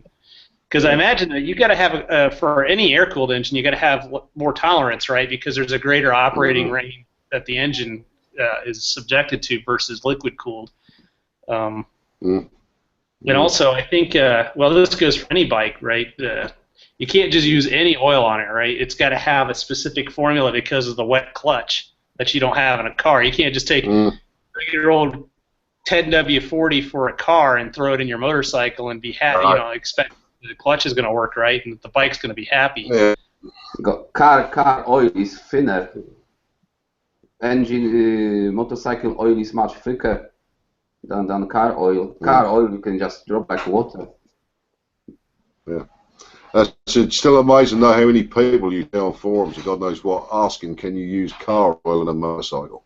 Because people spending money seriously. on the bikes and then asking people what cheap oil I can buy. Yeah, but saying that, say for instance, my particular is 17 years old, the ZZR 1100, and even the cheapest semi-synthetic oil, which obviously I don't use, okay, but I don't use expensive oil. I don't need to. Even the cheapest semi-synthetic oil is still far better than the oil that was being produced, the top oil that was being produced when that bike was manufactured back in 1997. And that's one thing I've learned. As long as you're sticking to a certain particular type of oil, okay, not necessarily the top brands, right? But I'll give you the brand that I use. I use Motul, semi-synthetic, 1040, and that for, I'm trying to think now, for 5 is about 25, 26 pounds, English sterling pounds, which is bad because you can spend double that on the expensive oils. Yeah. And like I say, and as the chap that said to me, so you just think about it as really as there's the next quality of oil that's down from that one. He said even that's going to be far, far better grade oil than the oil that was originally produced for the ZZR 11 back in 1997. So, like anything else, as long as you're using the right oil and you're doing your regular oil changes when you need to, and staying on top of the maintenance, that engine will last God knows how many more years. They've been known to see 100,000 miles. Like a lot of the newer technologies is helping the older bikes last longer. Yeah. I've been reading a lot about my Speed 4 because I got worried real quick when I bought the bike. The battery died, and then I immediately thought that I looked on triumphrat.net and looked through their forums, and apparently the TT600 and the Triumph Speed 4 are notorious for consuming the rectifier regulator module and eating up the stators alive. But it ended up just actually being a bad battery. And when I looked at the bike, somebody had already modified it. There are parts that interchange the newer style rectifier regulator. This one came from a third-party company that has MOSFET design, like newer technology. So it does its job at a lower operating temperature and it's less likely to burn out. So that's kind of cool that like some of the newer technology will help keep an older bike on the road, especially with oil, because like you were saying, I mean now they're down to molecular science when they look at like oil molecules and how they act like little tiny ball bearings, and you know they'll, even if it's a conventional oil, they still add things to it that stabilize it, where before, you know, I don't remember any newer cars or even my, you know, Mel's Honda Rebels in '87, and the oil, the engine looks fine on the inside, the oil came out fine, and I'm sure that's because as it got older, oil got better and there's less deposits and sludge. I've never seen sludge build up in an engine, like in a modern engine. It just doesn't exist. But when I was 16 years old, every car ever bought used had garbage, just like you drain oil and it would just poop out little turds of sludge as you were, you know. That's because I know. Yeah, you know, it used to be a lot of that was to do with the mineral oil that we were using. You know, just this is a case of that particular type of oil that we're using at the time. Two ways about it: the oil that we're using nowadays is far, far, far superior than the crap we were feeding our engines, you know, 20, 25 years ago. You know, and that makes it run cleaner too. It makes that London tax on bikes total crap, doesn't it? Well, it's like, yeah, I know. I've heard so many stories about that, and I think it's an absolute piss take. I work in the haulage industry, which you know, they have to run something what's known as AdBlue in certain parts of London. Most lorries, whether it be articulate or whatever, you know, have to run the AdBlue system nowadays to venture into London. And now they've introduced on the motorcycles, which is absolutely fucking crazy, to be quite honest with you. We don't put out anything whatsoever. They want to be promoting the use of motorcycles in places like London, not disqualifying us for using the things in the first place. There's so many reasons for the use of motorcycles in places like London, as you know. And they want you to get knocked for it. Part rainbows as you're going down the road is what they want. Yeah, I know. They want money. It's ridiculous. Yeah, I'm lucky because I don't have to go anywhere near London. So from that perspective, it doesn't particularly bother me. But there's many men who have to use London, you know, and you probably know if you watch YouTube, there's plenty of sort of London vloggers who have got plenty to say about it. Yeah. So, I know that when Mel and I were visiting, we had the dilemma to take a train ride, or well, first we thought we'll take a day and drive into London. Well, that wasn't going to happen because of the traffic. And then we're like, okay, well, we'll take a train and go visit and see the sights. And even that was just a huge amount of time. I mean, I was reading that London is the third busiest city on the planet, like as far as population density. I think Tokyo and Shanghai are neck and neck, like they keep trading off on who's number one. But London's got a pretty high population density for its size, so I couldn't imagine owning a car and living in London and trying to drive anywhere in it. You would basically have a car that just sat in the garage, like in a parking garage, and you never drive it unless you have to go away on the weekend and get out of London. You know, every one of the vlogging videos you see, the guys are just bumper to bumper traffic for miles. Yeah. Yeah, but obviously in the States you obviously got your cities and, you know, your big bustling cities which are like that, you know, which in all honesty most people with any common sense wouldn't want to take a car in the first place, and London, most of London is like that. In fact, the last time I drove to London, I had to do a drop in a little 3.5-ton van, a curtain sider, and it was some Indian material I had to take to a place called Tottenham in London, and you know, it was an absolute fucking nightmare. And obviously, being a biker, you appreciate being able to move around. But I spent most of the day travelling at 5 miles per hour instead of actually going to where I needed to go. And I found it so frustrating, and it made me quite angry, to be honest with you. The relief of actually leaving the facility of London about 8 or 9 hours later was fantastic. absolutely fantastic. And I've not been back since. I don't have, so I won't go back. I refuse to drive no, in London. They were sending me from work to London last year, but I refused to drive over there. I said I'm not driving in absolutely. London. I can go to Ace Cafe on the bike. I know how to get there, but no way I'm gonna go any closer to the city, to the center of London in a car. No chance for that. Weggy, you now know I how appreciate it is to drive in New York City. Same way. Yeah, absolutely.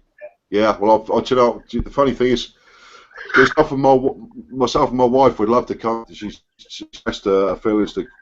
We'd love to have a holiday in America, to be honest with you. One day we will do, and that would be fantastic. But she's expressed the fact she'd like to do some shopping in New York, you know, the Christmas thing, and you know, I don't really for that. But I can't. You can only go on pictures and films and this and the other, but see it physically, just to see it is how busy it would be, and the whole feel of the thing. I absolutely can't wait to see. But yeah, and imagine what you're saying. If our mini version of New York, mate, yeah, forget about driving in it. Thank you.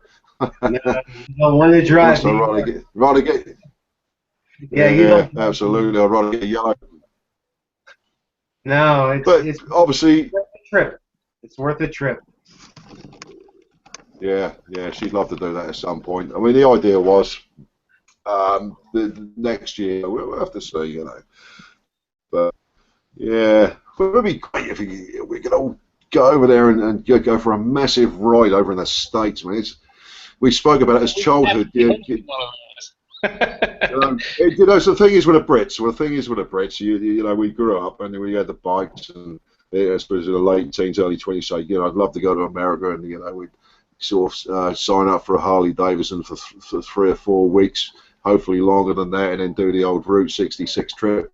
Everybody said, well, yeah, well, there's plenty more to the America than there is just the Route 66 business, you know. And but as a matter of fact, one of my mates, he spent 3 months doing the Route 66, and he reckoned that's the best thing he's ever done in his life. He loved it, but he did it in a car. Funnily enough, he did it in I think he did it in an old Chevy, which is because he's into his cars as well as his motorcycles. And he said, you know, I can't even explain to you what an experience that was. And yeah, great. You know, a lot of Route 66 isn't there anymore. A lot of it. I think you can't. I mean, technically, there are parts of the old Route 66 that still exist, but a lot of it's been overtaken by the interstate highway system. I don't think you see the proper old Route 66 until you get about halfway into the country. Like, you can't just go from Chicago, like, all the way out to California on Route 66 anymore, because a big chunk of it's just not there. But when you get into the really cool stuff, when you're out in the middle of nowhere in like the Southwest, then 66 still exists. So it's certainly worth the ride. But man, it's a lot bigger than you think it is. Well, you know, the thing is, the thing is, everybody's got their own ideas of what our countries are like. I mean, you know, and we get more feedback, obviously nowadays, especially from the motorcycling side, through YouTube. You know, because everybody's looking at everybody else, what everybody else is doing. Everybody's from different states and areas and the other, so you learn.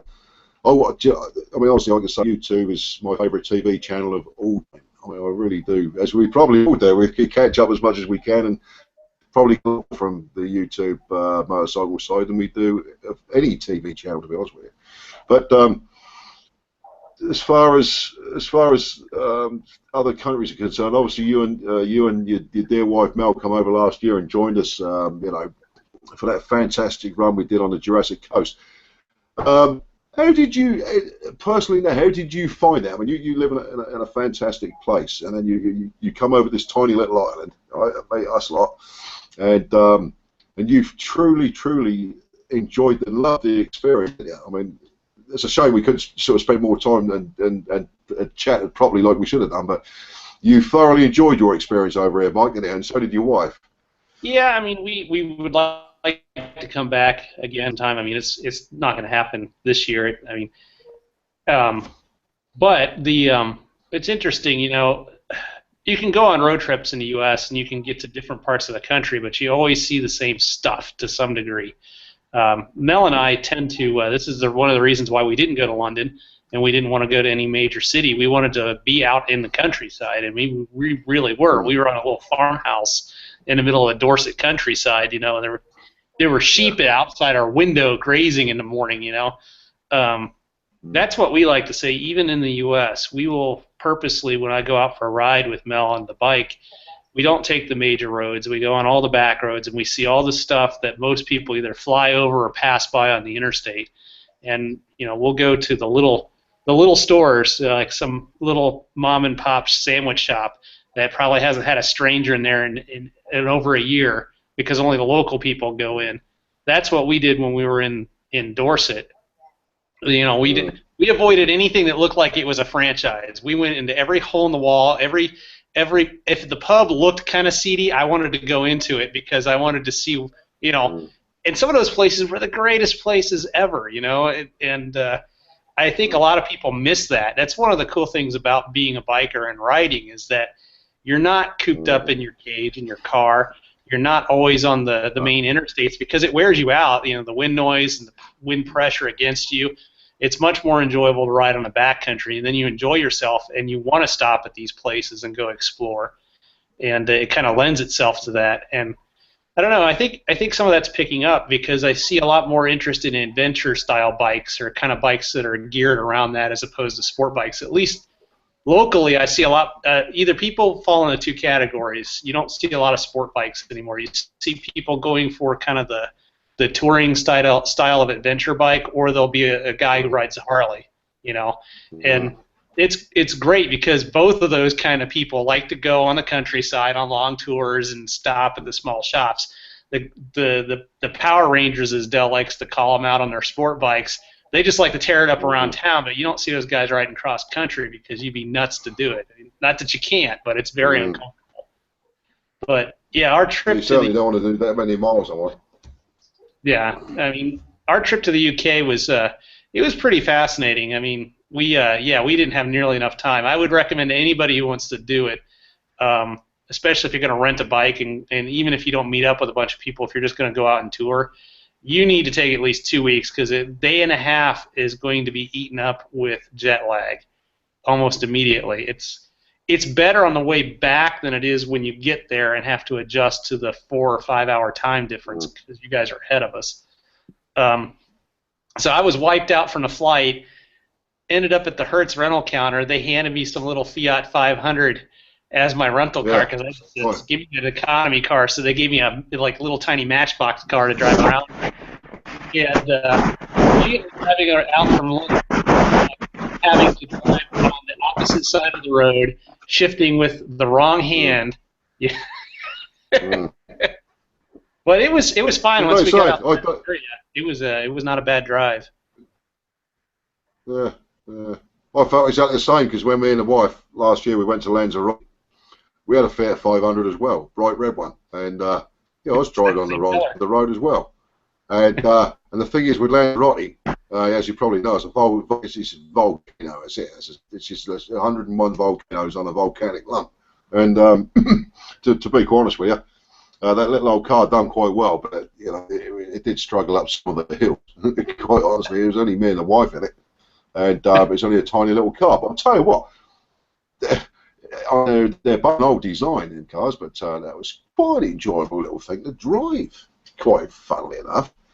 I don't know why. It was a fun car, but it was gutless, man. The one we rented, the ones they sell in the UK have a smaller engine than the ones they sell in the US, and there were times that I dropped it 3 gears and still had the foot planted to the floor and barely kept speed up a hill.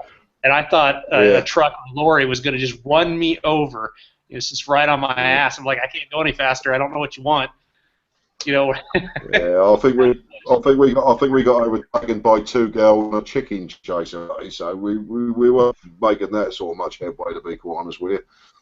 In fact, probably going downhill at times. It wasn't a particularly quick car. If it was more affordable, I would have rented the bike for a longer period of time and rode that mostly instead of driving the car. You know, maybe take a train from the airport out to the countryside and do it that way. Because I mean, anyone who visits the UK, especially if they're going to be anywhere near Poole or Bournemouth or Christchurch or that area, Bournemouth Motorcycle Hire really good. They delivered the bike. The bike was in tip-top shape. It was fully insured. Everything went smoothly, and like I can't. Even the gear they let us rent was in good condition. I mean, it didn't smell. It wasn't dirty. It was all really well cared for. You could tell they took pride in it. It was just a husband and wife, and he did all the own maintenance on their own bikes. I think they got 12, 13 bikes now. So I mean, even if people aren't coming to visit from other countries, if you just have people from other areas in the UK that want to ride out, they could probably just travel and rent a bike as opposed to riding their bike all the way from the other side of the island. Yeah, absolutely. When I say that, I wouldn't. If don't go drag racing. Hey, the thing is, it's a little older. Nowhere's too far to go on a bike, is it? Yeah, no, not really. Well, you got to enjoy riding, right? I guess you got to be a fellow idiot to get that, right? Oh, absolutely. I do. There's a thing coming up in the not too distant future, the Iron Butt. I don't know if you heard the Iron Butt Challenge. The U.S. has a ton of ride-outs. I think back in 2003, Mel and I went down to Daytona Bike Week, which was just insane. We didn't stay anywhere near Daytona, Florida. We actually stayed about 60 miles south in Cocoa Beach, Florida, where the Kennedy Space Center is, and then drove up the Space Coast, up the coastal highway. It was an easy, hour-and-a-half ride on the bike. Saved us hundreds of dollars on the hotel because of it being Bike Week. The rates are just jacked up. And then every day we had an enjoyable ride to and from Bike Week, and we saw everything without having to stay in that mess. But if you ever got to experience a huge bike event at least one time in your life, you got to go to Daytona Bike Week. It is just insane. It is beyond description. Yeah, quite believe it. Quite believe it. Right, and lads, I'm going to have to go. Now, 23:40 over here in the UK. So Greg knows because he's over here. Yeah. Right, but it's been an absolute pleasure. It's been an absolute pleasure, and I thank each and every one of you for joining me tonight on the hang. It's been a blast, isn't it? And thanks for hosting. We appreciate it. Yeah, thank you for hosting, Mikey. Thank you very much. That's all right, buddy. That's all right, mate. That's what it's all about, mate. And to be quite honest with you, if there's enough interest, and I'm sure we're all enjoying it, I'll carry on doing it once every fourth week, once a month, which I think is enough. Sort of after about 4 weeks, you've got plenty to say. It's a new things to chat, and possibly new bikes, new meets, and all that sort of stuff you can sort of be proposed upon. So I think that's plenty enough of it. Once a month is quite fine for us idiots, to be honest with you. Yeah. But like I say, it's been an absolute pleasure, and I'll say good evening to each and every one of you. Look forward to next time. Okay. Yep. Nice talking, everyone. Take care. Okay. Good night. Yeah. Good to see you, Mike, and yourself, Greg, and good to meet yourself, Scott. And like I say, see you on the forum, and hopefully you'll be back with us next time. Yeah. Cool. Talk to you later. Take care. Yep. Take care, lads. Bye. Bye.